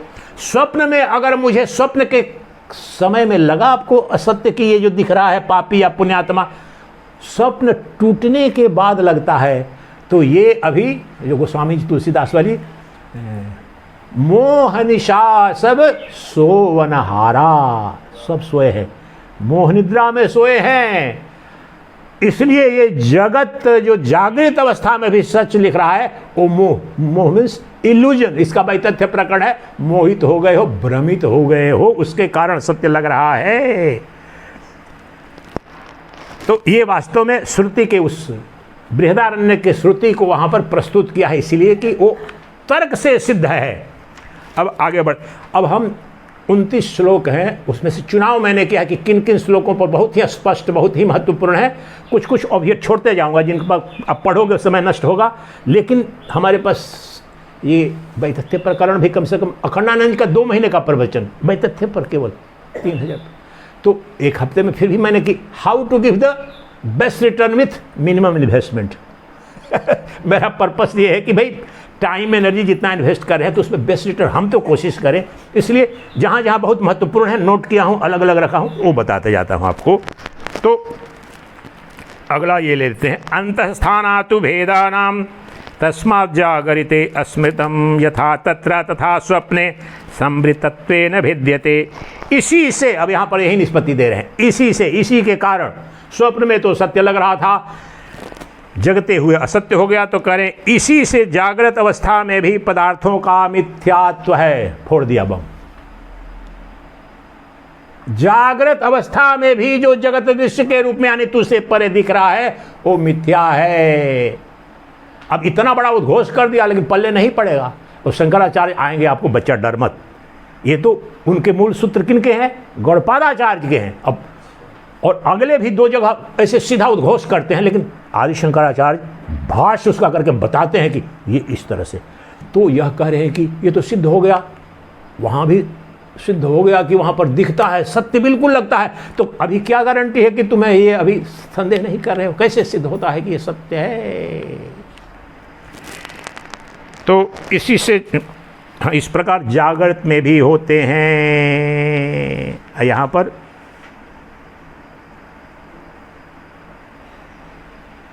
अब ये श्लोक बहुत महत्वपूर्ण है। अब आप पढ़ेंगे तो कुछ नहीं, आप पढ़ करके देख लो आप लोग। ये स्वप्न जो मिथ्यात्व जो पहले वहाँ पर तर्क देते हैं, तो स्वप्न दृश्यत्वेन मिथ्यात्वम, तर्क बड़ी शुद्ध दर्शन की भाषा है। किस तरह से तर्क, जैसे सुप्रीम कोर्ट में आर्गुमेंट होगा ना, उससे 1000 गुना शार्पेस्ट माइंड आदिशंकर लगा करके तो कहते हैं कि केवल शरीर के भीतर स्थित होने और स्थान के संकुचित होने में ही स्वप्न दृश्य पदार्थों भेद है। यहाँ पर तर्क सुनो, स्वप्न जब देखते हो तो जब जग जाते हो तो ये पता चलता है ना, हाँ स्वप्न आया चला गया, मेरे शरीर के अंदर ही सब दिखा, राजमहल पहाड़, लेकिन अब मैं जग गया हूँ तो जगने में तो ये संसार इतना विराट है। तो तर्क देते हैं कि स्वप्न और जागृत में, ये पूर्व पक्षी तर्क देता है कि महाराज आप स्वप्न से जागृत की तुलना क्यों कर रहे हो, गलत बात कर रहे हो। आचार्य से प्रश्न करते हैं कि स्वप्न तो थोड़ी देर के लिए आता है, 1 घंटे 2 घंटे के लिए आता है, और हम जग जाते हैं तो पता चल जाता है कि मेरे शरीर के अंदर ही सब कुछ कल्पित हो गया, लेकिन मैं जब जग गया हूं तो मैं देख रहा हूं अनंत ब्रह्मांड है, इतने लोक हैं, और ये युग युग से इस युग में भी इतने काल से सतयुग द्वापर चला, आप कैसे कर देते हैं? प्रश्न कर रहा है गौड़पादाचार्य से। तब तर्क देते हैं, हे पूर्व पक्षी, ये सही बात है कि स्वप्न और जागृति में स्वप्न थोड़ी देर के लिए होता है, बिल्कुल तुम्हारा ये उचित तर्क है, और शरीर के अंदर होता है। इस दृष्टि से स्वप्न में और जागृत अवस्था में भेद है। लेकिन यही एटम बम छोड़ने जा रहे हैं व्याख्या में, एटम बम वेदांत का है। दृश्यत्वेन मिथ्यात्वम सिद्धि, कि स्वप्न में भी दृष्टा दृश्य का भाव रहता है और जागृत में भी ये जगत दृश्य के रूप में दिख रहा है। तो यहां पर एटम बम इसलिए बोल रहा हूं, गौड़पादाचार्य देखिए, जैसे आप लोग तो प्रोफेसर अब कई लोग रहे हैं, अब ये प्रोफेसर यूपी सिंह हैं, अब एमएससी वगैरह का कोई क्वेश्चन अगर जेनेटिक इंजीनियर का उठाए तो बोले कि उसके कारण है, बोल देंगे अपने साथ में, लेकिन स्टूडेंट अगर बीएससी का रहे नहीं समझ पाएगा। तो गौड़पादाचार्य ने तो बोल दिया, लेकिन ये बड़ा महत्वपूर्ण तत्व है, वेदांत का सबसे महत्वपूर्ण तत्व है। दृश्यत्व ना, इसकी भी व्याख्या मुझे करनी पड़ेगी। आज का सबसे महत्वपूर्ण तत्व है कि ठीक है कि उन दो अर्थों में तो स्वप्न में और जागृति में भेद है। आज ये सबसे महत्वपूर्ण, चलो इस पर भी हो जाए तो कोई बात नहीं, लेकिन स्वप्न में भी दो चीजें होती हैं, एक दृश्य है, एक दृष्टा है, राइट और रॉन्ग है ना दो, और इसमें भी दो हैं। अब यहां पर जो हेतु बताया कि क्यों सत्य है, वो संपूर्ण वेदांत की आत्मा है, और मैंने कई प्रवचन किए हैं, तो अब उस पर आ रहा हूं। वो इसमें भाष्य में नहीं मिलेगा, शंकराचार्य भी थोड़ा इशारा ही करेंगे, अब हमको बताना पड़ेगा। आपको बता रहा हूं, आपको अनंत मेरे प्रवचन मिलेंगे जिसमें मैंने बताया है वेदांत का सबसे मौलिक सूत्र है दृक् ब्रह्म दृश्यमायेति सर्व वेदांत निर्णय। और ये भी वेदांत ने, उपनिषद ने कहा, इसलिए नहीं, वो मैं सिद्ध करूंगा। आज यही मैं रात में नींद नहीं आती तो भगवान ब्रह्म चिंतन किया हूं, आगे नहीं जाऊंगा कुछ श्लोकों में। आज ये बहुत मौलिक आज होगा जो भी होगा। वेदांत ने कह दिया कि जो देखने वाला है वह तो ब्रह्म है और दिखने वाली माया है। तो वेदांत ने कह दिया, इसलिए मैं मान लो क्या, ये तो कह रहे हैं, लेकिन मैं वहीं तक नहीं छोड़ूंगा, आपको फिर आज वैज्ञानिक तार्किक न्याय की दृष्टि से दिखाऊंगा। और ये इनका भी प्रयास यही है कि सब प्रसिद्ध, जैसे वन अंतरिक्ष साइंस बना, स्पेस साइंस, तो scientific Einsteinian theory of space time जब दिया, उन सबका रोल रहा ना। तो हमारे वेदांत के ऋषियों ने, अब आपके पास एक हफ्ता है या मेरे पास भी चलो 2-4 साल कोई, लेकिन ये अनंत काल से जो ये ज्ञान साइंस बना है वो क्या कह रहा है। अब यहां पर आ जाओ, क्यों कह रहे हैं, प्रश्न करो आप कि ये क्यों कह रहे हो कि जो देखने वाला है वो ब्रह्म है और दिखने वाला माया है। मैं आपकी बात नहीं मानता, पूर्व पक्षी प्रश्न करेगा, मैं नहीं मानता, आप सिद्ध करो। ये मैं सिद्ध करूंगा, चाहे आदि शंकराचार्य अभी अपने इन शब्दों में सीमित बोले हैं तो न कर पाए, गौड़पाद नहीं करेंगे, लेकिन ये काशी की दिव्य धरा पर, मां गंगा के पावन तट पर यह परमहंस उद्घोष कर रहा है कि आज आपको दृश्यत्व का जो भेद है कि तुम्हारा जो दृष्टा रूप है, जो तुम निरपेक्ष दृष्टा रूप से तुम ही ब्रह्म हो और तुमसे परे जो दृश्यमान जगत है माइक है, इसको वैज्ञानिक रीति से, तार्किक रीति से, युक्ति से सिद्ध करने जा रहे हैं। आज के प्रवचन का यही विषय रहेगा और इसी में जितना देर होगा समय लगेगा, क्योंकि इसके बाद जानने को वेदांत में ही कुछ न बचेगा। सूत्र क्या है, फिर बहुत अलर्ट होना पड़ेगा जो बताने जा रहा हूं। Unless and until you have a full command and control of your mind, sharp argument, लेकिन मैं बताने जा रहा हूं। देखो, अभी बताया अनुभव में भी कि एक दृष्टा है और दृश्य है, अनुभव करने वाला है और अनुभूति का दृश्य है। हम सबको there is a subject and there is an object. और यही स्वप्न में भी और जागृत में भी स्वप्न दृष्टा है और स्वप्न दृश्य है। यहाँ जागृत दृष्टा है और एक जागृत जगत है।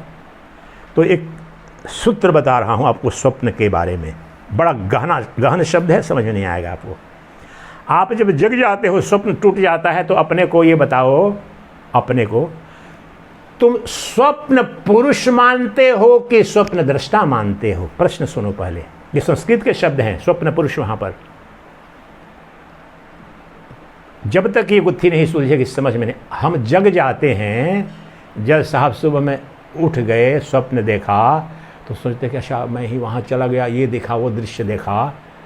तो जिसने स्वप्न देखा वो स्वप्न पुरुष है या स्वप्न दृष्टा है? उसका परिचय कौन सा उचित है? स्वप्न पुरुष है, दृष्टा तो है? चेतन दृष्टा है।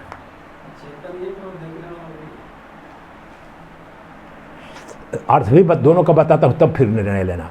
स्वप्न पुरुष का मतलब ये हुआ कि जो स्वप्न जिसने देखा अज्ञान की अवस्था में, तो अब जगते हैं तो पता चलता है ना। वहीं आदमी मुंबई में, जैसे मैं भाग रहा हूँ प्लेन पकड़ने के लिए, ट्रेन पकड़ने के लिए, तो वो जो पुरुष वहाँ पर है ना, अभी भी सन्यासी बना हूँ लेकिन अभी पैंट शर्ट में वहाँ लेक्चर दे रहा हूँ दिल्ली में, कहाँ, वो स्वप्न पुरुष हुआ वहाँ पर, ठीक है ना। तो वास्तविक आपका परिचय जो स्वप्न में भी तो dreamer, dream world and dreaming तीनों होता है ना, स्वप्न दृष्टा, स्वप्न और स्वप्न की क्रिया। तो आप उसमें ये तीनों होते हैं। तो वास्तव में आपका जो परिचय है क्या आप स्वप्न दृष्टा हो? नहीं, क्या स्वप्न पुरुष का तात्पर्य उसमें जो दृष्टा है, तीनों में दृष्टा त्रिपुटी से जो हाँ युक्त है, वो स्वप्न पुरुष हो या स्वप्न दृष्टा हो? स्वप्न दृष्टा का तात्पर्य सूक्ष्म विषय है, आप लोग उत्तर नहीं भी देते, ये कोई आसान नहीं है, सब ये सब पर प्रवचन बहुत कम होते हैं। स्वप्न ये व्यवहारिक अर्थ में हम जो बोलते हैं ना, मैं डर गया, मैं खुश हो गया स्वप्न में ये देखा, वो स्वप्न पुरुष हुआ और वो कल्पित है। स्वप्न पुरुष कल्पित है, तो लेकिन जो वास्तविक मेरा स्वरूप कौन था? वो स्वप्न दृष्टा। वो वही स्वप्न दृष्टा, वो परिवर्तित नहीं हुआ तो अब जागृत का दृष्टा बना, उसमें परिवर्तन नहीं आया। स्वप्न पुरुष चला गया, मर गया। स्वप्न पुरुष पैदा हुआ था, स्वप्न पुरुष की मृत्यु हो गई, लेकिन जो स्वप्न दृष्टा था वही अब बन गया है जागृत दृष्टा, और वही बन जाएगा सुषुप्ति का दृष्टा। उसे प्राज्ञ कहा जाता है। पिछला जो शिविर हुआ था ना, वह जो गहन निद्रा का जो प्राज्ञ अभिमानी है वो प्राज्ञ कहा जाता है। जागृत का अभिमानी है वैश्वानर, और जो तेजस कहा जाता है स्वप्न का, यानी अहम भाव जो कह रहा है, द ड्रीमर।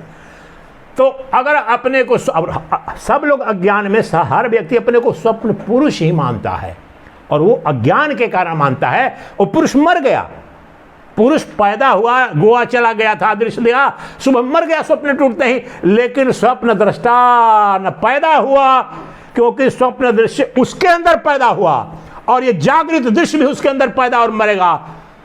वो तटस्थ पुरुष है, वो परम पुरुष है, वो तुम हो, तुम्हारा अजर अमर स्वरूप है। वही तो चेतन।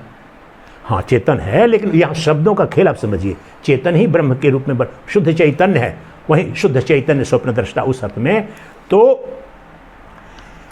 अब यहां पर देखने वाला साक्षी, निरपेक्ष साक्षी, वहां पर देखिए उस बात को जो बताया ना, दो शब्द और देता हूं, निरपेक्ष दृष्टा और सापेक्ष दृष्टा। जो स्वप्न पुरुष था वो सापेक्ष दृष्टा था, और जो स्वप्न दृष्टा जो कह रहा हूं वो निरपेक्ष है, वो तीनों अवस्थाओं में बना रहेगा। वो ब्रह्म है, आपका साक्षी स्वरूप है। ये जागृत, स्वप्न, सुषुप्ति, जिस पर ये पूरा उपनिषद है, वो तीनों जिसमें आ रहे हैं, जा रहे हैं, परिवर्तनशील है, उनका जो साक्षी है वो आत्मा है, वही परमात्मा है, वह ब्रह्म है, उसमें जन्म नहीं मृत्यु, और वह कभी भी दृश्य नहीं बनता।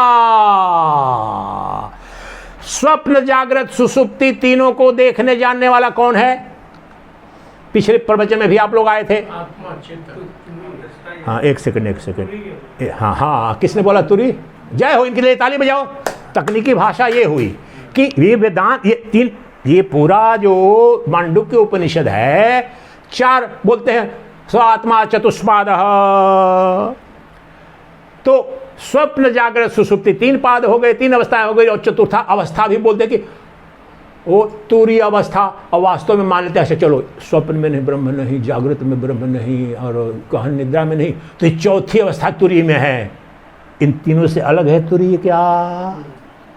यही सबसे बड़ा गहन रहस्य है, और सब अधिकांश में यही समझ पाते हैं कि तुरी। तो पूर्व पक्षी भी वहाँ प्रश्न भी करता है पिछली बार इस पर कि तो आपने बोला था कि 4 पाद है, शंकराचार्य से ही प्रश्न कर रहा है पूर्व पक्षी, खुद शंकराचार्य।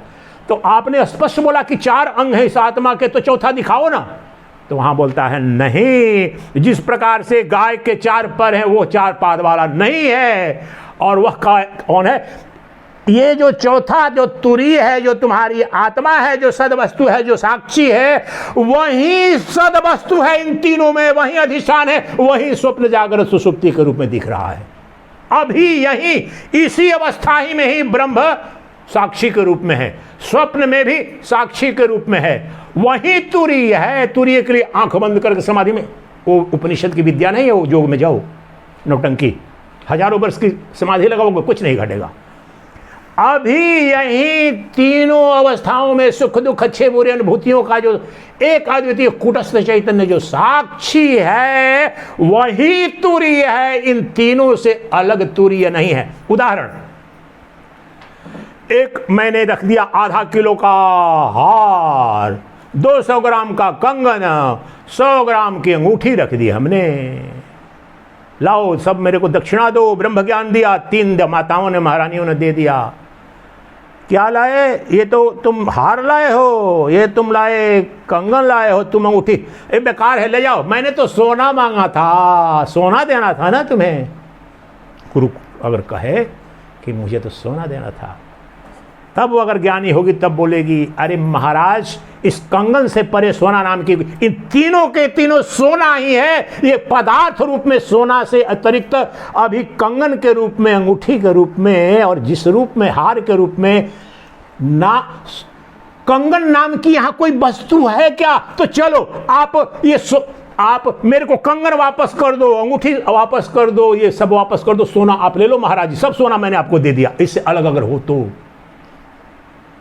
इसलिए वह एक अद्वितीय सोना ही अनंत आभूषणों के रूप में अलग वस्तु नहीं है। इसीलिए एक अद्वितीय सच्चिदानंद को जो साक्षी चैतन्य जो तुरी है, इन्हीं तीनों, इनके लिए उदाहरण दिया, इन तीनों अवस्थाओं में वही इन तीनों अवस्थाओं का अधिष्ठान है, यही बन रहा है ये तीनों अवस्थाएं। कैसे? स्वप्न में हम सब अपना जानते हैं कि मेरे मनोदेव ही सुंदरी बन गया, प्रियतमा बन गया, आतंकवादी बन गया, पहाड़ बन गया। कैसा देखिए ऐश्वर्य, मेरे मन के सिवाय रथ, सड़क, फूल, कैसे विहंगम दृश्य, लोधी गार्डन, ये मनोदेव बिना कुछ, हरे न फिटकरी। मेरे गुरुदेव बोलते थे, न पत्थर न ईंट न गारा, बन गया भानुमति का। यही है। तो जिस तरह से स्वप्न देव ही दिखता है, अनंत पहाड़, पर्वत, जहाज, उसी प्रकार से इन तीनों अवस्था, ये उस चेतन से परे ये परिवर्तनशील होते हुए भी भिन्न वास्तव में नहीं है, लेकिन व्यवहार में अभी देखना पड़ेगा। तो इन तीनों में जो एक अद्वितीय तटस्थ वस्तु है, वो साक्षी चैतन्य है, वो अजर है, अमर है, अविनाशी है, वो तुम्हारा आत्मा है, वो नित्य मुक्त है। अब सबसे बड़ा प्रश्न यहां पर, वह जो तुम्हारा साक्षी चैतन्य है, जो तुम्हारा आत्मा है, अब तुम सिद्ध करो। जो बोलते हो कि जो देखने वाला है, साक्षी मान लिया कि ब्रह्म है और दिखने वाला माया है, इसको सिद्ध करो। यहां पर सबसे बड़ा गुत्थी, उस दिन आपको जो इशारा किया था ना, और उसका आगे श्लोक है, श्लोक नहीं ले रहा हूं, उसको पढ़ देंगे कल, लेकिन जो मेरी मौलिक चिंतन है उस पर आपसे प्रश्न करता हूं, वेदांत का सबसे कठिन प्रश्न, और उसके उत्तर में घबराना मत, आप सोचना उस प्रश्न से, सब उत्तर दे सकते हैं। श्लोक ही है, अगले में आएगा, तर्क देंगे वहां पर कि अर्थ समझो, श्लोक महत्वपूर्ण है। सिद्ध करेंगे कि स्वप्न का हमने उदाहरण इसलिए दिया, गौड़पादाचार्य, कि तुम प्रश्न कर सकते हो कि जो जागृत अवस्था है, इसमें देखने, जानने, अनुभूति करने, इन सब का प्रकाशक तो सूर्य का प्रकाश हो सकता है, अग्नि का प्रकाश हो सकता है, तारों का प्रकाश हो सकता है, मेरे इंद्रियों का प्रकाश है, इनके चलते मुझे ये दिख रहा है सब कुछ। इसलिए जागृत अवस्था में जो अनुभूति होती है, इससे मेरी आत्मा का स्वयं प्रकाश, शब्द को ध्यान से सुन लो, इससे परे कोई शब्द नहीं, एक शब्द को समझ जाओ, सब ब्रह्म ज्ञान खुल जाएगा। आत्मा का स्वयं प्रकाशत्व जागृत अवस्था के उदाहरण से सिद्ध नहीं होता है। फिर again go to Brihadaranyaka Upanishad, जो याज्ञवल्क और जनक का संवाद है, मेरे प्रवचन कई उस पर, जिसमें कहते हैं, जनक पूछते हैं, बताओ, काउंटर वही करते हैं, काउंटर करके याज्ञवल्क कराते हैं, बताओ मनुष्य अपने व्यवहार दिन में कैसे करता है? तो बोलते हैं सूर्य के प्रकाश से। बोला कि सूर्य जब नहीं रहता है तो तारों, चंद्रमा के प्रकाश से। जब तारे नहीं रहते हैं, किस आलोक में? देखिए यहां जाएंगे, चैतन्य आलोक में आत्मा का दर्शन, स्व प्रकाशत्व सिद्ध करेंगे। तो ध्यान देखिए, भौतिक तत्व से आकर के तर्क में जाते हैं। रात में जब दीपक प्रकाश में, अग्नि प्रकाश में, जब दीपक प्रकाश भी नहीं रहे तो बोलेंगे कि शब्द प्रकाश में, जैसे अंधेरा, सब लाइट चला गया तो बोले किधर हो ओ बच्चे, तो चिल्लाएगा, तो वो प्रकाश बगल में ही है। अंधेरी रात है, लाइट नहीं है, कुछ भी नहीं है, तो आदमी है कि नहीं उसका बोध शब्द से हो जाएगा? नहीं, बगल में ही है। आप समझ रहे हैं ना इस बात को? कर्ण से जो आवाज आई तो स्पष्ट नहीं हो गया कि मेरी पत्नी है, मेरा परिवार है, माता है, तो दिख नहीं रहा है अंधकार में, तो बोध प्रकाशित होने का मतलब बोध होना, तो उससे प्रकाशित हो जाएगा। तो बोला कि ऊभी जब नहीं रहेगा, यानी गहन निद्रा में जब चला जाएगा, उस समय कैसे बोध होता है? ये अंतिम प्रश्न है, यही सिद्ध करना। वही है आत्म प्रकाश में। यानी जितने भौतिक प्रकाश जो तुम्हारे व्यवहारिक जीवन में लगते हैं, तुम्हें भ्रम हो रहा है कि इनसे दिख रहा है, लेकिन ये सारे प्रकाश तुम्हारी गहन निद्रा में नहीं रहती है। गहन निद्रा में क्या, ये स्वप्न की अवस्था में, वहां तो कोई कुछ है नहीं, वहां वहीं पर सिद्ध हो रहा है। यही सबसे महत्वपूर्ण यहां पर गौड़पादाचार्य का सबसे मूल मंत्र है कि ये कोई भी भौतिक प्रकाश न इंद्रिय प्रकाश ये सब है नहीं। तो स्वप्न की स्थिति में मनोदेव जो मनोप्रकाश वास्तव में कौन सा प्रकाश है, वह आत्मा का स्व प्रकाशत्व, कोई बाह्य प्रकाश नहीं है। वही बताता है मैंने गहरी निद्रा ली और मैंने स्वप्न देखा। वो स्वप्न दृष्टा जो बोला था, स्वप्न पुरुष जो बना, किसका प्रकाश लेकर के बना? दिन का कोई भौतिक प्रकाश है नहीं, इंद्रियां, यहां आत्म प्रकाश। यही सिद्ध ही करना है। इससे स्वतः सिद्ध हो रहा है कि शाश्वत प्रकाश, सनातन प्रकाश, आत्म प्रकाश, स्वयंभू प्रकाश सिर्फ और सिर्फ, और मेरा अनुभूत, सबका अनुभूत सत्य है, वो आत्म प्रकाश है, वो चैतन्य प्रकाश है। यहां तक तो ठीक है। अब इससे बाद वाला प्रश्न है, अगर समझ जाओ, समझने को कुछ न बचेगा, सिद्ध हो जाएगा तुम्हारा अमरत्व। अब लिसन केयरफुली, स्वयं प्रकाशत्व एक शब्द मात्र नहीं है, इसको अंग्रेजी में बोलते हैं ना दिशा से, self luminous, self shining, self revealing. अब इसका मतलब क्या महाराज? हाँ, अच्छा ठीक है, आत्म प्रकाश है तो मैं अमर कहाँ हुआ महाराज? जब तक हूँ तभी तक तो हूँ ना, प्रश्न कर रहा पूर्व पक्षी। और ठीक है महाराज, आत्मा है तो मर जाऊंगा तो कहाँ से रहेगी आत्मा? स्व प्रकाश तो कहाँ से रहेगा? अब प्रश्न सुनो, ये याद कर लेना, जिंदगी में इस पर चिंतन करना घर भी जाके। कोई भी वस्तु, कोई भी पदार्थ जो स्वप्रकाशित है, अद्वैत वेदांत का सबसे बड़ा प्रश्न पूछ रहा हूं। मुझे किसी ने ना इस तरह से बताया है ना बात, लेकिन समझा आपने मेहनत करते करते कि अंतिम जो मेरा रहस्य खुला कि बाप रे, ये तो एक ही पूरा हथौड़ा एटम हम छोड़ देगा, कुछ जाने के लिए बचेगा ही नहीं, हमारा तो सिद्ध हो जाएगा। तो ये बताओ, and there are so many scientist, they should be better capable. कोई भी वस्तु, कोई भी तत्व अगर, और स्व प्रकाशित का मतलब भी समझो, यानी जिसका स्वयं बोध हो, स्वयं सिद्धि हो जाए, कोई जैसे यहां पर प्रकाश न रहे तो मेरी ये पुस्तक मांडुक्य उपनिषद ही कैसे सिद्ध हो रहा है? लाइट और आंख देखेगी तब तो मैं अमर हूं, अजर हूं, कौन सिद्ध करेगा? पुराण पढ़ने से नहीं, मान्यता से नहीं, स्वामी सच्चिदानंद कह रहे इसलिए नहीं, स्वयं सिद्ध कैसे होगा? अब प्रश्न ये है, कोई भी वस्तु, ये तो सिद्ध हो गया ना यहां तक तो कि स्वयं प्रकाशित जो है वहां पर शरीर का, वो मेरी आत्मा है, लेकिन वो शाश्वत कैसे है, सनातन कैसे है? जो कहते हैं ना ब्रह्म तो स्वयंभू है। कोई भी पदार्थ, कोई भी वस्तु, कोई भी तत्व, ध्यान से सुनो, ये कहीं ऐसे नहीं मिला है, बड़े चिंतन के बाद मिला है, जुग जुग, वह स्वयंभू के सिवाय कुछ होने की संभावना, क्या वह भी पराश्रित होगा क्या? दूसरी तरफ पूछ रहा हूं, जो स्वयं प्रकाशित वस्तु है किसी अन्य पर आश्रित हो सकती है क्या अपने जीवन के लिए? बोलते हैं ना, मैं भीख मांग रहा हूं, मेरे जीवन की दान दे दो, हे प्रभु बचा लो। प्रकाश और है, यहां पर देखिए, सतचित आनंद का घेर करके ला रहा हूं, आपका सच्चिदानंद स्वरूप का नग्न दर्शन कराना है, यही तो पर्पस है। तो चित्त तो सिद्ध हो गया ना कि स्वयं प्रकाशत्व का मतलब चैतन्य, मैं किसी दूसरे से उधार नहीं ले रहा हूं, आत्मा। अब यहां तो महाराज सिद्ध हो गया कि मैं स्वयं प्रकाशित हूं, लेकिन सत्य अब मेरे को बताओ तब तो कि मैं शाश्वत सनातन हूं, मैं मरूंगा नहीं, मेरा जन्म नहीं हुआ, ये तो सिद्ध करो। इसलिए सोक्रेटिक डायलॉग अब क्वेश्चन कर रहा हूं, काउंटर आर्गुमेंट वेदांत का।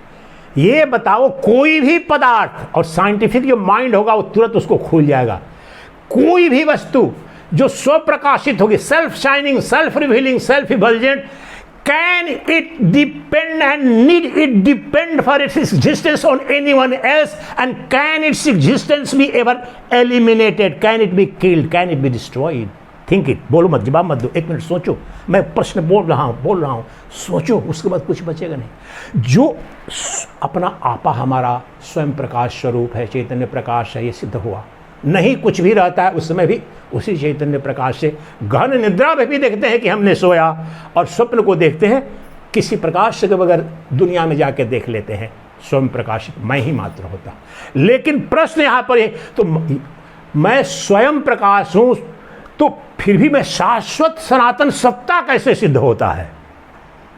सत चित आनंद जो देश काल वस्तु अपरिच्छिन्न एक अद्वितीय कैसे सिद्ध होता है? मैं कभी जन्म नहीं मेरा हुआ, मैं मरूंगा नहीं, ये कैसे सिद्ध होता है? प्रश्न पूछ रहा है पूर्व पक्षी। ध्यान रखिए, स्वयंभू प्रकाशित, स्वयंभू प्रकाश, उसके बारे में अभी नाम उसको नहीं दे रहे हैं। कोई भी वस्तु, this is scientific method that I M adopting, and atheist से भी पूछूंगा, anything if at all is self shining, self revealing, self can it be eliminated? इसको समझने के लिए दूसरे तरह से पूछ रहा हूं आपको। इससे बड़ी गुत्थी नहीं, इसके बाद कोई गुत्थी नहीं बचेंगी। आपको ये बताओ, आंख बंद करो सब लोग, आप लोग आंख बंद करो। अब आप जब घर पर चले जाते हो और सो जाते हो, या जीवन में जब से पैदा हुए हो, तो आपको तो ठीक, अच्छा फलाना, चलो ये डॉक्टर कंचन है, डॉक्टर कंचन के शरीर का जन्म हुआ 6-7 दशक पहले हुआ है अस्तित्व, तो ये तो बाहरी बात है। लेकिन डॉक्टर कंचन को अपने आप में मैं हूं, क्या इनको अपनी अम्मा से, ललितम्मा से पूछना पड़ता है, अम्मा बता मैं हूं कि नहीं हूं? पूछना पड़ता है क्या? मोस्ट फंडामेंटल क्वेश्चन अपने आप पर पूछो। तुम अस्तित्व में हो कि नहीं, इसको प्रमाणित करने के लिए गुरु के पास जाते हो, डॉक्टर के पास, माता पिता, किसी के पास कोई बच्चा गया है क्या? कौन देखता है उसको? वो तुम्हारा जो पहले बताया गया, जो तुम्हारा जो स्वयं प्रकाशित, जो वही तो देख रहा है ना। दूसरा कोई प्रमाण तो मांग ही नहीं रहे हो आप, कोई मूर्ख से मूर्ख नहीं मांग रहा है। अब दूसरा प्रश्न जो दूसरे का उत्तर बन जाएगा, अगर तुम्हें अपने अस्तित्व के प्रमाणित करने वाला तुम ही हो और कभी उसके विरुद्ध सिद्ध ही नहीं हुआ, तो उसको मिटाएगा कौन? वह चैतन्य ही ब्रह्म है। ब्रह्म अलग कोई साकार, चैतन्य प्रज्ञानम ब्रह्मा, वो प्रकाश स्वरूप है, चैतन्य स्वरूप है। ज्योतिर्लिंगों की जो पूजा होती है, वो विष्णु पुराण में भी कहा कि हे मूर्ख लोग, वह जो चैतन्य है, एक चैतन्य ज्योति, वही अनंत जगत के रूप में प्रतीत आभाषित हो रही है माया बल से। इसलिए जो सिद्ध करने वाला है, जो जन्म मृत्यु का रखी मर गया जी गया, तो ये जड़ शरीर को देख के बाहर से सर्टिफिकेट करता हूं मर गया। लेकिन जो चेतन है, जो सदा अभी का जो जीवन व्यवहारिक चलता है, उसमें self revealing, self evident, self proof है, उसको उसके अस्तित्व में नहीं रहेगा। और चेतन, ध्यान रखिए, और चेतन एक ही है, दो हुआ ही नहीं।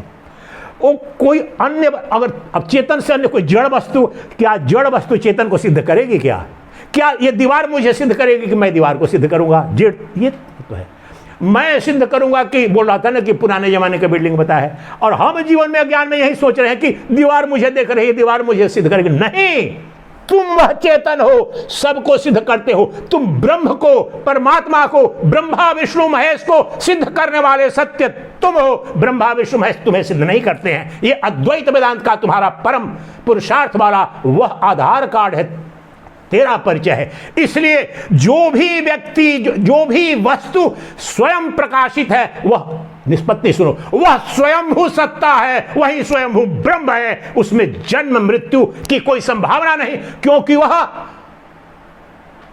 पराश्रित सत्ता नहीं, वो नित्य निरंकुश निरपेक्ष सत्ता उसकी सिद्ध हुई।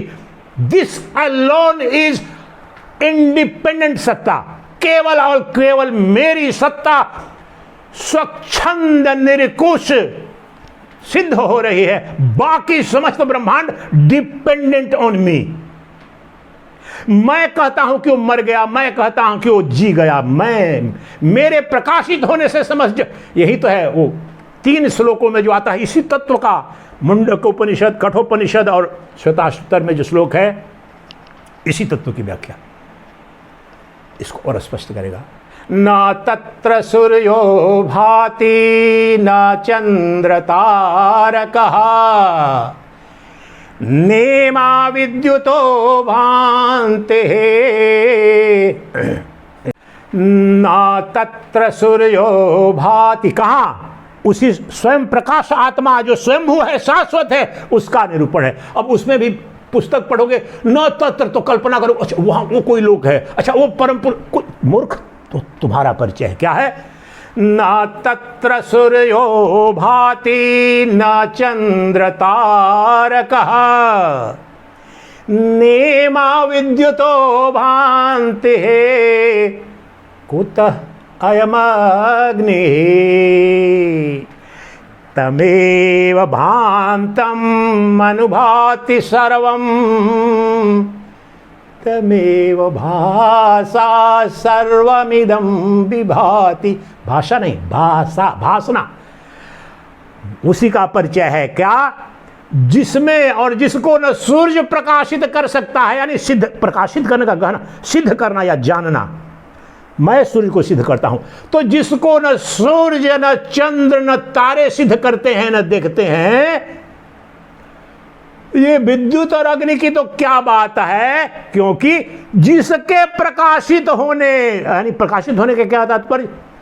बल्ब जो प्रकाशित होना, बल्ब का अस्तित्व में आना हुआ कि नहीं हुआ, यही अस्तित्व सत्य है, यही प्रकाशित होना है। क्योंकि ब्रह्म प्रकाश स्वरूप है, चैतन्य ज्योति है, यही तो ज्योतिर्लिंगों को पूजा ज्योति स्वरूप है, वो जड़ तत्व आकृति नहीं है।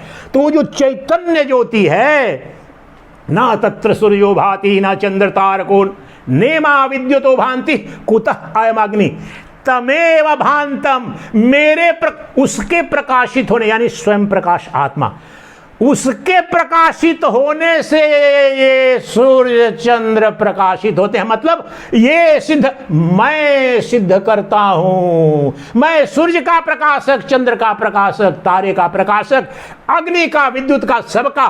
क्यों ऐसा क्यों कह रहे हो? मेरे प्रकाशित होने, मेरे जलने, मेरे बल्ब, चैतन्य बल्ब के जलने पर ये सब उसके बाद जलते हैं, उसके बाद प्रकाशित होते हैं। इसलिए स्वयंभू कौन हुआ? सूर्य स्वयंभू हुआ, चंद्रमा हुआ, तारे हुए, जगत हुआ, या मैं स्वयंभू हुआ? मैं वह एकेश्वर सर्वेश्वर सच्चिदानंद घन ब्रह्म न्याय दृष्टि से सिद्ध हुआ, ये सबका अनुभूत सत्य है, मैं हूं। इस पर किसी को संदेह है? मैं पापी पुण्यात्मा, अलग बात है, हम ब्रह्मज्ञानी की बात।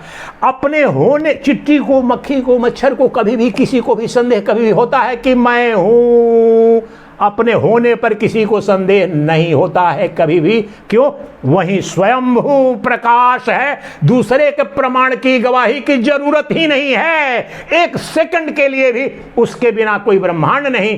तो वह मैं हूं, और वो कौन जानता है? ताऊ जानते हैं, ताई बताती है, वो मैं जानता हूं। ताऊ ताई, ब्रह्मांड, ब्रह्मा विष्णु, तो हम ताऊ ताई की बात बोल रहे हो, मुझे किसी की जरूरत नहीं, मैं जानता हूं कि मैं हूं।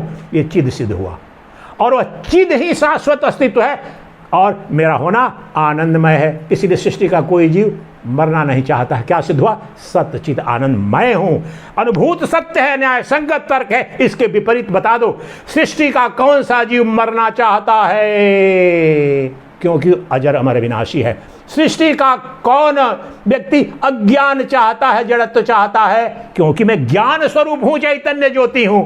और सृष्टि का कौन सा व्यक्ति असत अर्थात अस्तित्व को मिटाना? क्योंकि मैं स्वभावतः आनंद स्वरूप हूं, अखंडानंद हूं, नित्यानंद हूं। इसलिए स्वप्रमाणित मेरा अस्तित्व है, मैं सबको प्रमाणित एक अद्वितीय हूं। यह समस्त सिद्ध क्या करना है? मुझसे परे जो कुछ भी ये जगत है, ये कल्पित है, मिथ्या है, ये आते हैं जाते हैं, ये अनित्य है, मैं एकमात्र नित्य हूं। अब 1-2 मिनट में ही संपन्न करूंगा, निष्पत्ति दूंगा। समय क्या हो रहा है? हाँ, तो 10 मिनट में बहुत कुछ हो जाएगा, ध्यान से सुनना। निष्पत्ति क्या निकली? केवल मैं नित्य वस्तु हूं, मुझसे परे सब, इंक्लूडिंग ब्रह्मा विष्णु महेश, जितने देवी देवता, कुछ भी लोग, मैं एकमात्र नित्य हूं। मेरी अनुभूति से, वेदांत से नहीं, मैं एकमात्र। कब अनित्य हुआ मैं? बताओ, किसी ने अनुभव किया है? इसलिए मैं एकमात्र नित्य वस्तु हूं, मुझसे परे सब अनित्य है। पहली सिद्धि। नित्यानित्य विवेक से सिद्ध हुआ मैं एकमात्र नित्य वस्तु। दूसरा विवेक, जड़ चेतन विवेक, मैं एकमात्र, मेरे लिए अनंत ब्रह्मांड दृश्य है। Entire objective world is an object, जड़ है, चेतन सिर्फ मैं हूं। प्रज्ञानम ब्रह्मा, ब्रह्म चैतन्य स्वरूप है, चेतनता मेरा स्वभाव है, मेरे से परे सब जड़ है मेरे लिए। यहां व्यवहारिक अर्थ में सबके अलग अलग जीवों के अंदर जो यही तत्व आ जाएगा कि चेतन रूप से जब देखोगे तो मैं यहां पर, ये शरीर ही जड़ हो जाएगा और वही सत्य बचेगा, एक ही बचेगा, वही एक ही है, शरीर से भेद लग रहा है। तो जड़ चेतन विवेक से, साकार निराकार विवेक से देखो, समस्त ये जड़ जगत साकारवान है, एकमात्र निराकार जो वस्तु है वो मैं हूं और मैं सदा हूं, मैं जान रहा हूं कि हूं और मेरे होने का आनंद है। इसलिए सतचित आनंद मेरा सिद्ध हो रहा है कि नहीं हो रहा है। ब्रह्मांड में सब मर रहे हैं, ब्रह्मा विष्णु महेश द्वापर त्रेता सतयुग सब आते जाते हैं, मैं इन सब का जानने वाला यानी साक्षी चैतन्य हूं, दृष्टा हूं। और यही स्वप्न जागृत सुसुप्ति के इतर कोई ब्रह्मांड नहीं जो कल बताया। तो ये स्वप्न जागृत सुसुप्ति आते हैं जाते हैं, मुझ में ही कल्पित हैं, लेकिन मैं स्वयं सिद्ध एकमात्र साक्षी चेतन, मेरा स्वरूप तुरीय स्वरूप है। यही तुरीय स्वरूप है। मेरे तुरीय स्वरूप को कोई सिद्ध नहीं करता, क्योंकि समस्त ब्रह्मांड जड़, मैं चेतन, मेरे अतिरिक्त किसी की सत्ता नहीं, कोई अस्तित्व में नहीं है, मुझ में सब कल्पित है स्वप्नवत। क्यों? मैं नित्य हूं, अब बाकी सब आते जाते हैं। दूसरा तर्क, विकारी अविकारी शाश्वत। सत्य की परिभाषा जो अविकारी है, ब्रह्मांड में सब ये शरीर, गर्मी ठंडक बुढ़ापा, विकारी यानी परिवर्तनशील, लेकिन मुझ में क्या विकार है? कल पूछा था ना कि बचपन का अनुभव, मेरे सिवाय सब परिवर्तनशील है, मैं अपरिवर्तनशील हूं, कुटस्थ हूं, नित्य वस्तु हूं। मुझ में कौन सा विकार है?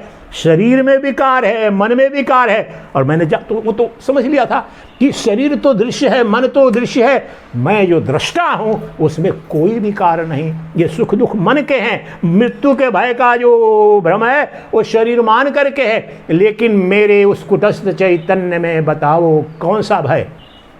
मुझसे परे कोई है ही नहीं, सब मेरे भिखारी, काव्य की भाषा कह रहा हूं, मेरे होने से सब है। मैं क्षण भर में सब ब्रह्मांड ध्वस्त कर दूं, क्षण भर मेरे संकल्प से, यही बोलते हैं ना शिव को, देवों के महादेव संग क्षण भर में रचना कर दे। वो यही, वो देव कोई और नहीं है, आगे श्लोक भी आएगा कल। वो देव मनोदेव है, बोलते हैं सृष्टि की रचना कौन कर रहा है, वो कहेंगे श्लोक में, ये मनोदेव, प्रभु बोलेंगे, ये प्रभु जो आत्मा, वहां पर आपकी आत्मा को प्रभु कहेंगे कि ये प्रभु जो आत्म प्रभु हैं, इनका ही सब जो स्वयं प्रकाशत्व है, स्वयंभू अस्तित्व है, उसी में ये सब अनंत ब्रह्मांड के रूप में स्वप्नवत ये दिख रहे हैं। इनकी किसी की सत्ता नहीं है, सत्ता सिर्फ और सिर्फ तुम्हारी सत्ता है, साक्षी चेतन के रूप में, और तुम्हें स्वतः सिद्ध है। हमने आगम के आधार पर हमने बोला कि ये तो वेदांत ने बोला कि दृक् ब्रह्म दृश्यमायेति। मैंने क्या कहा? इसको तुम भूल जाओ, मेरे से प्रश्न करो कि क्यों दृष्टा ब्रह्म है और दृश्यमाया है। मैंने अपनी वैज्ञानिक तार्किक युक्ति से बताया कि ये प्रत्येक व्यक्ति का अनुभव है। It's a reasoned rational argument. On the basis of that we have come to the conclusion that I am self-shining, self-revealing, self-effulgent light of consciousness, and that alone is Shashwat Sanatana Satya, and that is always blissful. That is our nature. There is nothing else other than that, and it's self-revealed.